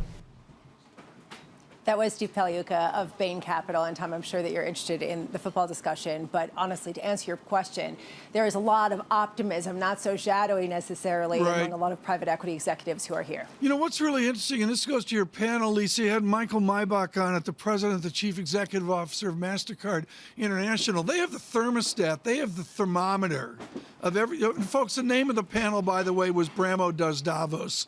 And the answer is there's a thermometer to it. There's a pulse to it. What's the Davos thermometer this year? Well, I would say that soft and shallow. Shallow and short would be basically the concept, the consensus right now around what people are thinking about the recession or the lack thereof. My first question on the panel was, are we going to get into a recession? And the head of the French Central Bank said no, even though they're going to raise rates further and go above the neutral rate. And other people saying the same thing. Michael Maybach of MasterCard saying that the actual empirical data doesn't seem to show any sort of downturn from spending. On the flip side, there's this real tension here between this belief that you can raise rates substantially more and continue with the dynamism. And I know that the retail sales that we just got suggests that there is a bit of softening that hasn't been reflected in at least the tone that we're hearing from certainly central bankers here at this particular event. Happy Valley is removed from reality. Mrs. Zelensky appeared to bring back reality. How is the leadership of Ukraine and Mrs. Zelensky greeted today? A lot of people are trying to figure out how long it's going to take. I mean, very much there is a real question mark here of how long this is going to drag on and what the implications will be. That is definitely on the forefront. At the same time, very much the focus is on China and the reopening and the question mark around what that's going to do to inflation, what that's going to do to growth at a time of increasing tension. And so I think that underpinning every conversation is less sort of the tail risk that people see as possibly an escalation in the war that Russia has waged on Ukraine. That's less the conversation right now than China, the reopening, and what that means for inflation. Yeah, I would say the headlines, Lisa, that we saw back in the West was very much the China reopening, the comments of the Chinese leadership meeting with Secretary Yellen here in the coming hours and days. What's amazing to me is how it endures across the Pacific Rim. I mean, you have the Filipino president, Mr. Marcos, attending as well. You've got others from the Pacific Rim. What is the feeling of Asia opening up? I think it's underplayed. I would agree, and I think there's an incredible amount of optimism. And frankly, underplayed is the reliance of the West, in particular Germany, on China to reopen in order to get that economy going. And a lot of the optimism that we're hearing about the European economy, how much of that is hinged on China reopening? So, you know, on one hand, we're talking about deglobalization, we're talking about unhinging the West from the East, and in reality, it's not that at all when it comes to conversations or what people are depending on. And so that, I think, is a big theme. And full disclosure, folks, I got an email in, and no, that was not Lisa's Gulfstream. A photograph at Zurich of all the fancy people's planes lined up at ZRH. Lisa, with that said, what does ESG look like at this year's Davos? A lot of people are saying that they're going to recommit to it and that they're going to continue to finance it. I mean, it still is a big piece of it. I guess the question that I have is, what's the role of investing in fossil fuel companies at a time when you're trying to prioritize ESG? And I was speaking with the Norwegian Sovereign Wealth Fund manager, the CEO of the biggest sovereign wealth fund in the world today about that. And they have this mandate to diversify away from fossil fuels, but they're still investing in diversified oil companies, energy companies, and trying to affect change from the board level. So still there is this feeling that there is a place for an investment in the energy, in the oil complex, while also pushing for ESG types of mandates. Did you get briefed on that by Mike Wirth of Chevron? Did he step in there to talk about future investment of hydrocarbons? Yeah, I mean, they're big on this, right? Because this is ultimately their future. Again, I hear your skepticism. There is this feeling of how quick is it going to be, and what do you invest in the meantime at a time when you still need the fossil fuels to get going? Lisa Abramowicz, thank you so much. At the meetings of the World Economic Forum in Davos, her coverage will continue along with our team in the coming days as well. Our coverage is about retail sales that came in soft with a soft revision as well. PPI a little bit quiescent, and I guess you're going to see in the coming 6 hours a nudge here towards a disinflation, maybe a nudge towards a adjustment by the Fed from 50 basis points down to 25. Thank you to Andrew Hollenhorst and Veronica Clark over at Citigroup. They, I'm sure, will have statements out overnight on their call of 50 basis points. Really appreciate her attendance today as well. I do want to point out, and this is important, that through the Bloomberg Day on radio and television, I need to guide you to this evening after you've forgotten about economics, finance, and investment. They will remember it in Japan. Without question for me, the inflation report of the day will be what we see out of Japan.